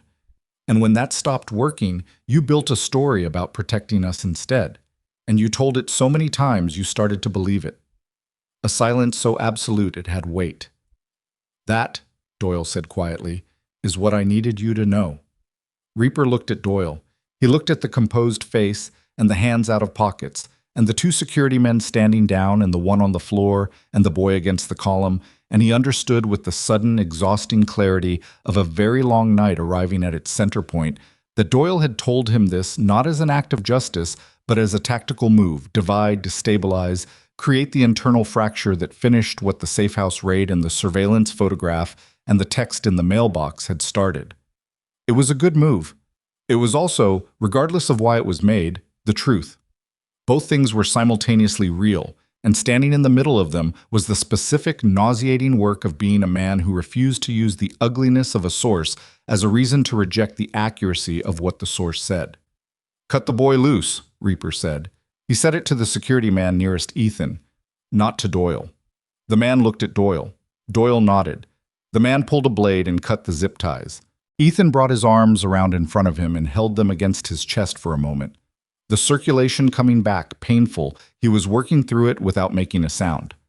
Get up, Reaper said to him. Come to me. Ethan got up. He walked across the floor with the stiff, careful gait of someone whose legs had been in one position too long, and he came to stand beside Reaper without a word. His face was unmarked. They hadn't heard him, which confirmed what the non-lethal approach at Ridgeline had suggested, Doyle was a man who made careful calculations about the necessity of violence, which made him more dangerous than someone who used it impulsively. "Here's where we are," Reaper said to Doyle. He lowered his weapon, not holstered, lowered, the barrel toward the floor, a controlled de-escalation that he was choosing and could unchoose. "You want the document, the photograph from the woman's text." He paused. "You can't close your acquisition with it in play." "That's accurate," Doyle said. "And we want to walk out of here with the boy and without a federal RICO case built on manufactured evidence hanging over the club." "Also accurate. So we have a basis for conversation." "I thought we might," Doyle said. And for the first time, the composed impatience shifted, just fractionally, just enough to show that underneath it was the same thing that was underneath everything tonight. A man trying to protect what he'd built by controlling what other people knew. "The document stays with me. The case material disappears. The judge removes himself from the relevant jurisdiction on a health pretext I'll arrange. You walk out, the boy walks out, and the Iron Legion goes back to being something I have no professional interest in." "And Mason," Reaper said. Doyle was quiet for a moment. "Mason is a problem I've been managing for 18 months. He's become an unreliable asset. In my business, unreliable assets present ongoing liability." "He walks with us," Reaper said. "Mr. Hayes, he walks with us," Reaper said again. "That's the condition, non-negotiable." Doyle looked at him for a long moment. Whatever calculation he was running, it ran quickly. "Then I'll need the document." "You'll get it." Reaper reached into his jacket pocket and removed the phone. Pullman's phone, which he'd taken from the machine shop when they left. He had the screenshot. He pulled it up. He held the screen toward Doyle so the man could see it clearly. The memo header, the date, the judge's name. Then he deleted the screenshot. Doyle watched him do it. "That was the only copy," Reaper said. It was not entirely true. He had sent the screenshot to Pullman's email from the parking lot of the coal yard plant, with an instruction to hold it and not open it and not send it anywhere unless Reaper told him to or Reaper failed to make contact by sunrise. Pullman was hurt and sitting against a wall in the machine shop, but Pullman's email was functioning and Pullman's memory was intact, and Pullman was the most disciplined man in the Iron Legion, which was saying something. The document was not gone. It was held. There was a meaningful difference. "We're done here." Doyle looked at him. The composed face did something small, a movement around the eyes that might have been respect, or might have been the calculation of a man who was being told something he wasn't fully sure he believed, but couldn't afford to challenge. "We're done here," he agreed. He gestured to his men. The two standing security men stepped back. The man on the floor got up slowly, holding his hand. The flashlight on the catwalk went off. Reaper turned. He put his left hand briefly on Ethan's shoulder. A second of contact, then gone. He looked at Hatch, at Decker emerging from the shadow at the room's left edge. He did not look at Mason. They moved toward the loading dock corridor. Ethan, then Reaper, then Decker, then Hatch. Mason came last. Reaper heard his footsteps behind the others and did not turn around. They were 20 feet from the corridor door when the sound came from above. Not the catwalk. The other side of the catwalk, where the east staircase met the upper level. A door opening, and then a voice, amplified. A phone on speaker, the voice coming through the speaker with the particular flatness of a recorded message or a live call on loudspeaker played into a large empty room. Mason's voice. His own voice, 18 months old, speaking the specific careful language of a man in a federal informant meeting, offering names and dates and locations and the internal architecture of the Iron Legion's operations. His voice, in the unmistakable context of a cooperation agreement, calling Reaper by his full name and rank, and describing the club's financial structure in precise detail. The recording ran for maybe 12 seconds before someone above cut it off. 12 seconds was enough. Reaper stood in the middle of the processing floor with the recording still in the air around him like smoke, and his hand on Ethan's shoulder and the corridor door 10 feet away, and behind him he heard Mason stop walking. He turned around. Mason was standing in the middle of the floor, not looking at Doyle, looking at Reaper. The work lights threw the same harsh upward shadow on his face as they threw on Doyle's, and in that light, he looked stripped down to something essential and unprotected, the way people looked when the last version of a story they'd been telling ran out. Doyle had the recording. Of course he had the recording. A man who ran an organization like Vantage didn't take meetings with informants without documentation. Mason had walked into that federal meeting 18 months ago, and Doyle had been watching, or had sources watching, and had been holding the recording ever since as the piece of leverage that kept Mason cooperative and kept the truth of what had happened in that meeting contained. The deletion of the document screenshot hadn't ended anything. It had just changed what Doyle was holding. "The deal," Doyle said from behind them, his voice still perfectly composed, "is adjusted." Reaper looked at Mason. Mason looked at Reaper with the face of a man who had nothing left to explain, nothing left to justify, nothing left to offer, except whatever he was about to do next.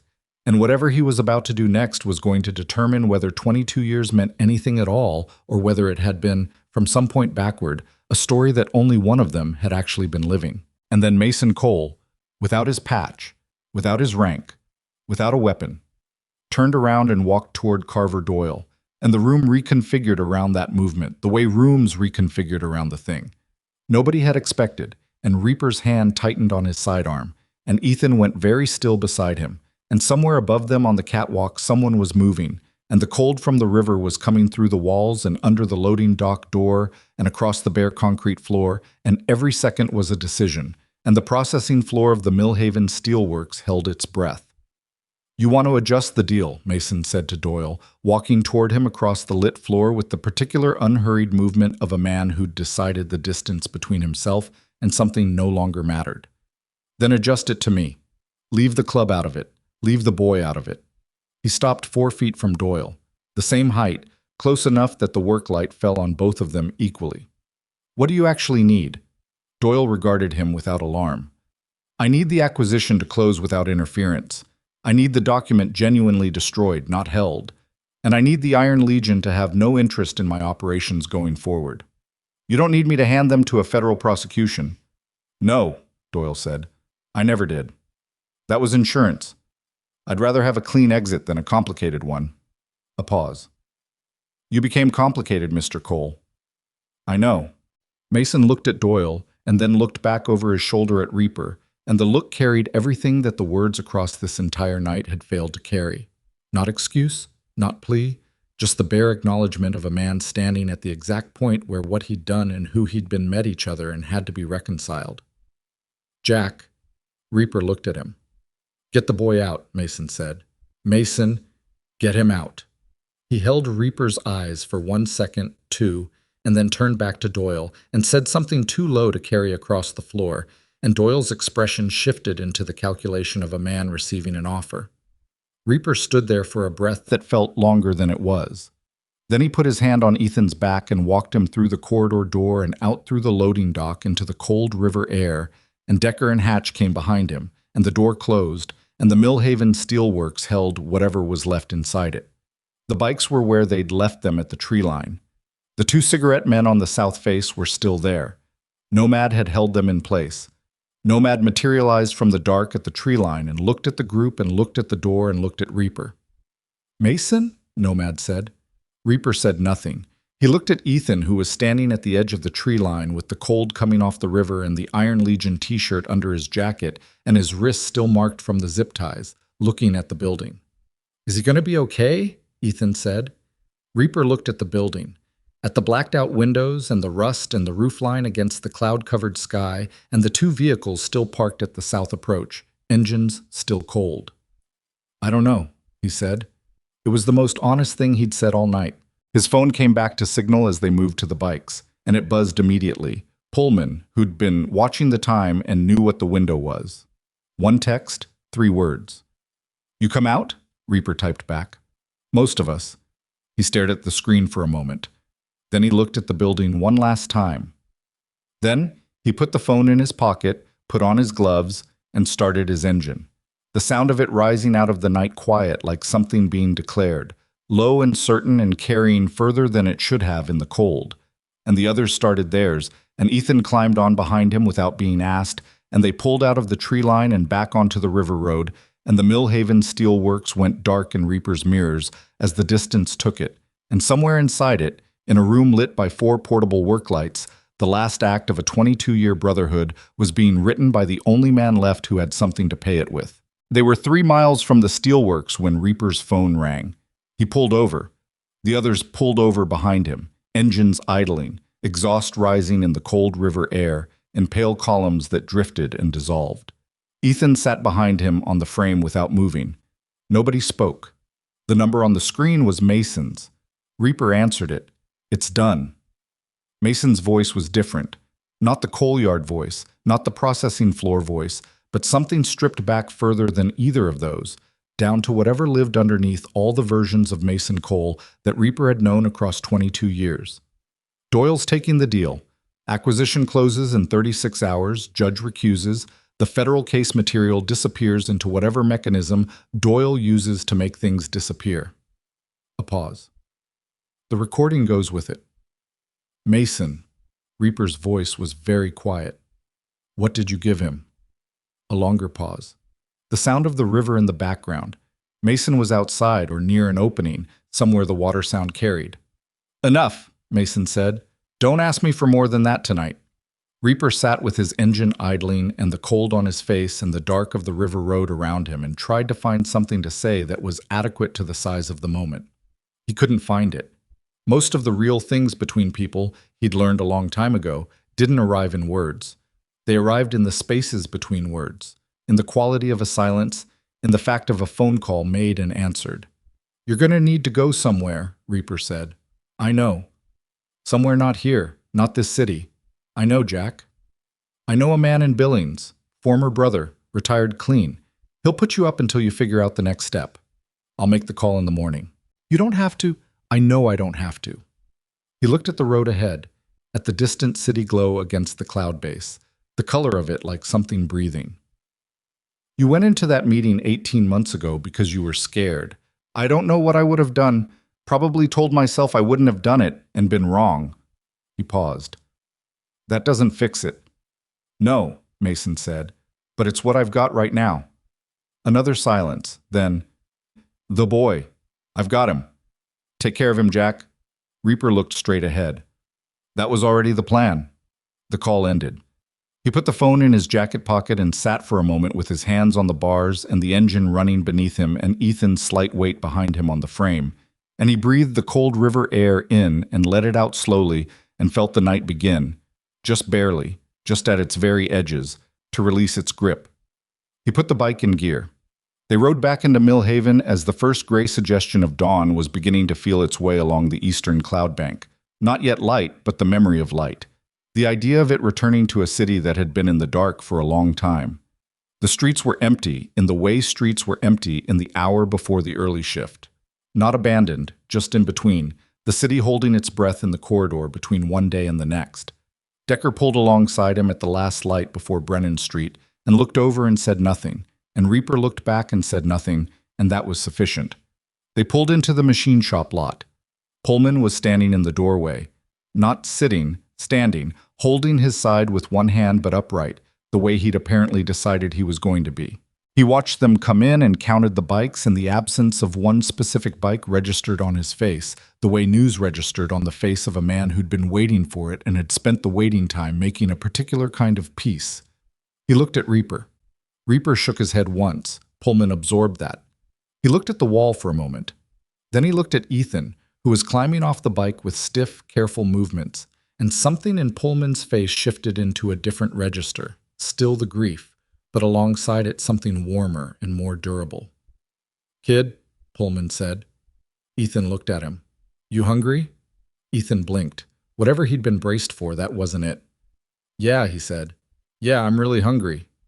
There's a diner 2 blocks over. Opens at 5. Pullman checked his watch.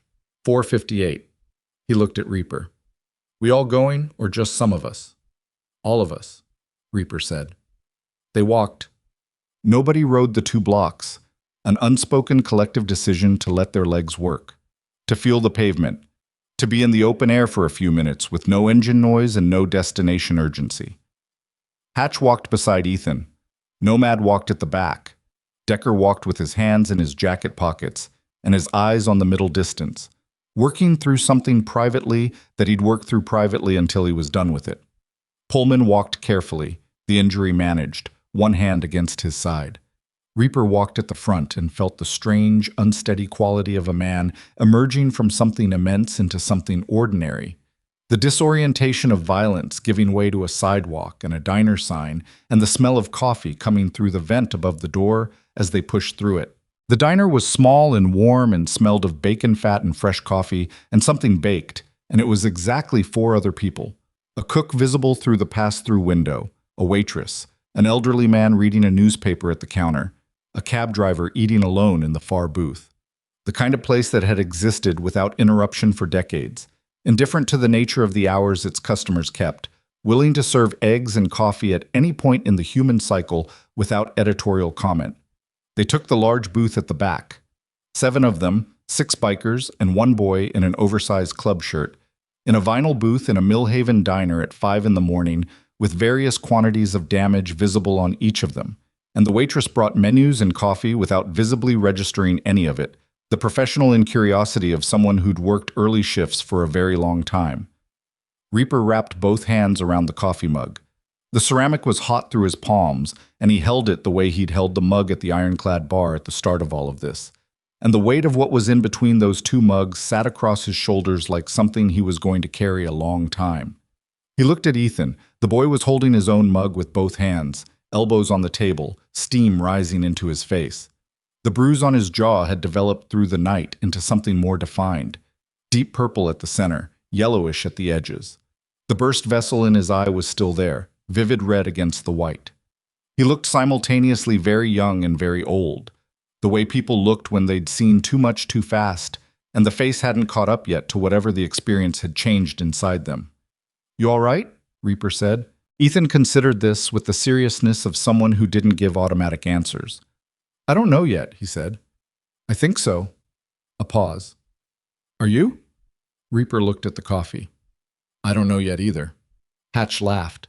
A short, involuntary sound, surprised out of him, and then he put his hand over his face, and the laugh became something else briefly, something he dealt with by pressing both palms against his eyes and sitting there for a moment while everyone at the table waited with the practiced, respectful silence of people who understood what that looked like and what it needed. Hatch took his hands away. His eyes were dry. "We're close enough." "Sorry," he said. Don't be," Decker said. The food came. Eggs, toast, things ordered without particular thought, the body asserting basic requirements in the absence of crisis. They ate. Not much talking for the first 10 minutes, the kind of silence that wasn't uncomfortable. That was in fact the opposite of uncomfortable, the silence of people who didn't need to perform for each other, who'd been through enough together in a single night that the social requirements had burned away, and what was left was just the fact of each other, present, alive, on the same side of the thing they'd walked through. Ethan ate like someone who hadn't eaten properly in days, which was accurate. He ate without embarrassment, with the uncomplicated focus of a person responding to a genuine need, and nobody commented on it, and the not commenting was its own kind of care. After a while, Decker said, "What happens now with the case?" "Doyle pulls the documentation back," Reaper said. "The judge removes himself. Without the manufactured evidence, Rourke's investigation has nothing on us that he didn't have before tonight, which was nothing that constituted a prosecution." He paused. "We're going to have to talk to Rourke. Not tonight, but soon. He deserves to know about the judge. We're not going to sit on that." "We deleted the document," Nomad said. "We have a copy." Reaper looked at Pullman. "Pullman's email." Pullman nodded once, confirming what Reaper had trusted him with silently on the way out of the coal yard plant. "If Rourke gets that document and verifies it," Decker said, "it blows his investigation wide open. It potentially takes down the judge, it exposes the corruption in the case build, and it gives Vantage a reason to come at us again," Hatch said. "Doyle wants clean exits," Reaper said. "He said so. Giving him a reason to re-engage doesn't serve his interests either." He wrapped his hands around the mug again. "We hand Rourke the document with the condition that our cooperation on the judge stays confidential. He gets his case, a real one, not the manufactured version, and we get out from under both the syndicate and the federal exposure." He paused. "It's not perfect." "It's alive," Pullman said. "That's better than several of the alternatives." Silence. "Mason," Hatch said. "Not a question exactly. The name is a container for everything unresolved. Reaper looked at his coffee. He's leaving the city. I'm making a call to set him up somewhere safe. He paused. He did what he did.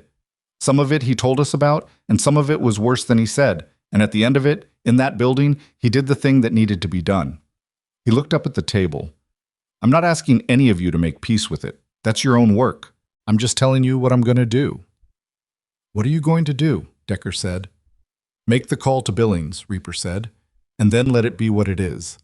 Decker looked at his plate, nodded slowly, once, the nod of a man who wasn't finished with something but was acknowledging that the finish line was going to be further down the road than tonight. Hatch looked at Reaper with red-edged eyes and said, Okay. That was it. Just okay. Hatch had always been the loudest man in any room, and had always also been the one whose single syllables carried the most, when he chose to spend one. Nomad said nothing. Nomad was his own ecosystem. Pullman raised his coffee mug slightly, not a toast, just an acknowledgement, the gesture of a man marking a moment with what was available. They drank. The diner filled up gradually with the 5:30 crowd, construction workers, a couple of nurses still in scrubs, a delivery driver working off a long route. The morning light was beginning to exist outside the windows. The gray blue of a morning that would not be sunny, the cloud cover too solid for that, but the particular gray blue that was still better than the dark, that still constituted the world offering another go at itself. Reaper looked at Ethan, who was on his second cup of coffee and had eaten everything on his plate and looked slightly less demolished than he'd looked an hour ago. The way food and warmth worked on a person who'd been without them, the small miracle of basic provision. We need to talk about what comes next for you, Reaper said. Ethan looked at him. You can't go back to Reedsville. I wasn't going to, Ethan said. You can't stay on the street. I know that. Is there anyone? Reaper started. No, Ethan said. Simple, direct, without self-pity. The word of someone who'd already done the inventory and come up with the same number every time. There's no one. Reaper nodded. He'd expected that answer. He'd started thinking about what followed from that answer on the river road, 3 miles from the steelworks, with the phone call from Mason still in his ears, and the specific quality of obligation that came from being the person a 16-year-old kid had walked out of an alley and trusted. There's a family, Reaper said. Connected to the club, not members' family. Tom and Linda Rafferty. Millhaven, just north of the district. Tom did 2 tours Navy, works construction now. Linda teaches at the middle school. He paused. They've been licensed foster parents for 3 years. They've taken 2 kids through the system, and both of those kids are doing all right now. He looked at Ethan carefully. They're not a solution I can make for you, but they're people I can introduce you to. Ethan was very still. The way he went still when he was processing something that was larger than he'd prepared himself for. Why would they want to? Ethan said. The question wasn't rhetorical. It was genuine, asked with the directness of someone who'd learned to ask the real question rather than the polite one. Because Linda Rafferty called me 8 months ago and asked if I knew any kids who needed somewhere safe, Reaper said, and I told her I'd keep my eyes open. He paused. I've been keeping my eyes open. Ethan looked at him for a long moment, saying, the bruised eye, the burst vessel, the battered 16-year-old face on which 6 weeks of surviving alone had drawn lines that shouldn't have been there yet, all of it present, and underneath it the same intelligence and precision and refusal to perform that had walked him out of a dark alley towards 7 men on motorcycles because something in his gut told him it was the right move. Okay, Ethan said. One word. The same word Hatch had used. The word that covered everything that more words wouldn't improve. Decker flagged the waitress for more coffee. Outside, the first real light of morning was arriving, pale, diffused, the sun somewhere behind the cloud cover but insisting on existing regardless. It came through the diner windows at a low angle and caught the steam from the coffee mugs and the edges of the men's faces and Ethan's hands around his mug, and it was ordinary, and it was sufficient, and it was what came after. 2 weeks later, Reaper sat in the parking lot of the Millhaven Federal Field Office in his truck, not his bike, the truck, the old one, and waited. The appointment was for 9 a.m. Agent Rourke, in his office, meeting the president of the Iron Legion, who was arriving to provide voluntary cooperation on a matter of judicial corruption that Rourke had not known existed in his jurisdiction until a secure email arrived in his official inbox 4 days prior from an anonymous account with a document attached. Rourke had called within the hour of receiving it. Reaper had taken his time returning the call. The conversation, when it happened, had been short and businesslike and had established the terms that Reaper required: confidentiality of source, no Iron Legion cooperation agreement formalized in any system, no recorded testimony. And Rourke had agreed to those terms with the careful, calibrated tone of a man who was getting something significant and understood that the price of getting it was accepting conditions he might otherwise have pushed on. The federal case against Judge William Carver. No relation to Doyle, just the coincidence of a shared first name that Reaper had found darkly amusing when the document made it clear, would take months to build properly and more months to prosecute. Doyle's property acquisition had closed on schedule, as promised. The manufactured RICO case material had disappeared from wherever it had been held, as promised. Clara Voss had surfaced, briefly, carefully, in a communication to Ethan's borrowed phone confirming she was somewhere safe, that she'd left the syndicate's orbit, that she wanted no further contact and trusted that the document had done what she'd needed it to do. Ethan had written back 2 words. It did. She hadn't responded after that, and Ethan hadn't expected her to, and the understanding that some acts of help arrived from people you'd never see again, and couldn't thank properly, was one he seemed to carry without difficulty, as though it was consistent with his existing model of how the world worked when it worked. Reaper got out of the truck and went inside. The meeting with Rourke lasted 90 minutes. It was professional and uncomfortable and honest, the way important conversations were when both parties had chosen to be in the same room voluntarily, and neither one had leverage over the other. Rourke was what he appeared to be: a careful, competent federal agent conducting a genuine investigation, who had not known about the corrupt oversight above him and who received that information with the controlled fury of a man who took the integrity of his own work personally. At the end of it, Rourke held out his hand. Reaper shook it. "This doesn't make us friends," Rourke said. "No," Reaper agreed, "but it closes some accounts." "Yeah," Reaper said, "it does." He drove back through Mill Haven in the pale November light, the city going about its particular business on a Tuesday morning. The school buses and the delivery trucks and the early lunch crowd and the man sweeping the sidewalk in front of the pharmacy with the broken P in the sign. The ordinary procession of a city living its life. He drove through it and felt the specific, exhausted gratitude of a man on the other side of something immense. The gratitude that didn't feel like celebration, but like the absence of a weight that had been carried so long its absence itself took some adjustment. He pulled up in front of the Rafferty house at 11. It was a modest 2-story on a quiet residential street, vinyl siding, a decent yard, a basketball hoop in the driveway with a net that was still in good shape. Linda Rafferty had planted something along the front walk that was past its season now, the stalks dormant but tidy, the kind of garden that would come back in spring. Ethan was in the driveway shooting free throws. He was wearing different clothes, his own, recently acquired jeans and a gray sweatshirt that fit him properly. He looked less like a ghost and more like a teenager, which was the direction he was supposed to be moving. He looked up when Reaper's truck pulled in and lowered the basketball and held it against his hip. Reaper got out, stood by the truck. "How is it?" Reaper said. Ethan considered. The same serious consideration he gave to questions that deserved it. "Weird," he said.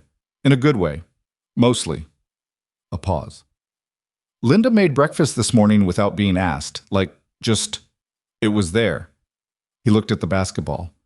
"That sounds small." "It's not small," Reaper said. "No," Ethan agreed. "It's not." They stood in the driveway for a moment, the cold air between them and the bare November trees and the sound of the street. A car passing, a dog somewhere, the ordinary acoustic texture of a neighborhood at mid-morning.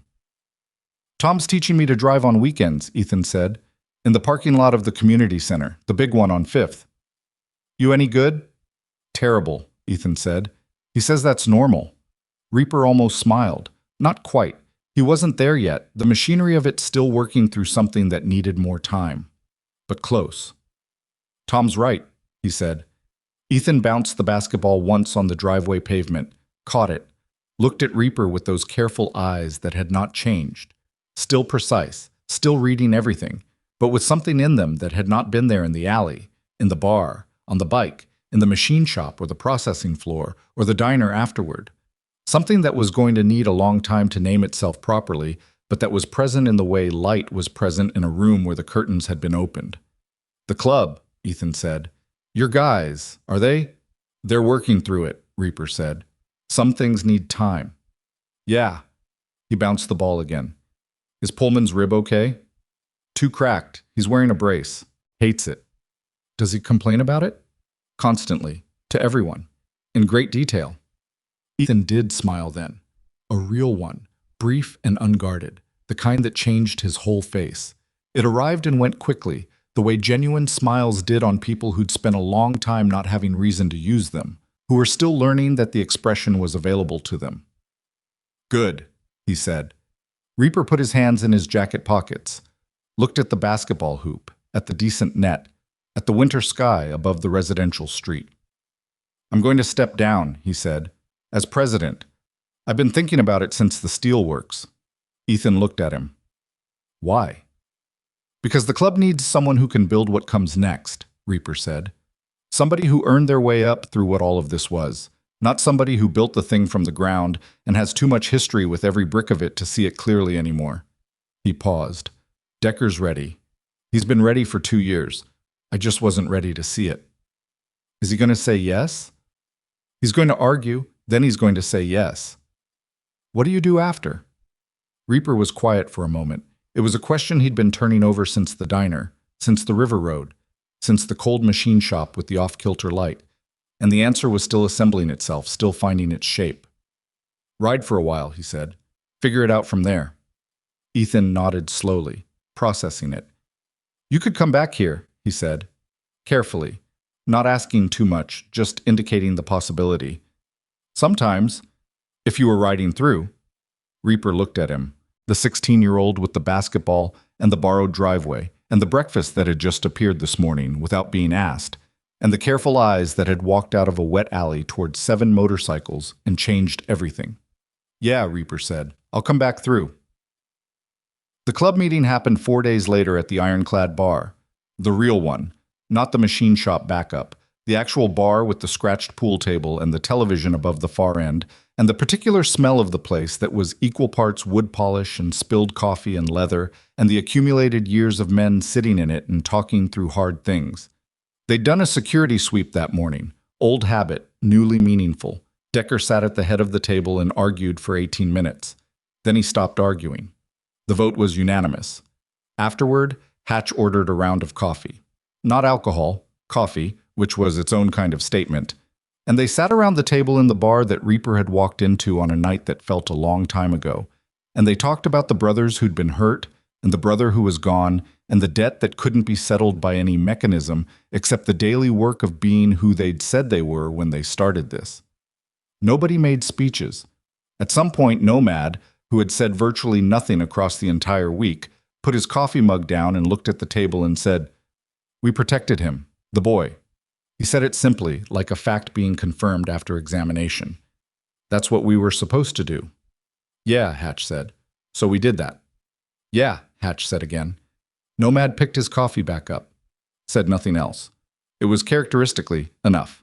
Reaper sat at the table that wasn't his anymore. That was Decker's now. Decker at the head with the unfamiliar weight of it visible in the set of his shoulders, already becoming something that would fit him better with time. And he felt the thing that he hadn't had words for since the diner beginning to find its name. Not peace. He wasn't built for peace, and he didn't trust people who claimed easy access to it. But something adjacent to it, something that lived in the same territory. The feeling of a man who had stood at the place where what he'd built and who he'd been had been tested by something that was trying to unmake them, and who had come out the other side with damage and with loss, and with the specific knowledge that what survived was not a lesser thing, but a truer one. He drove to the coal yard plant that evening, alone.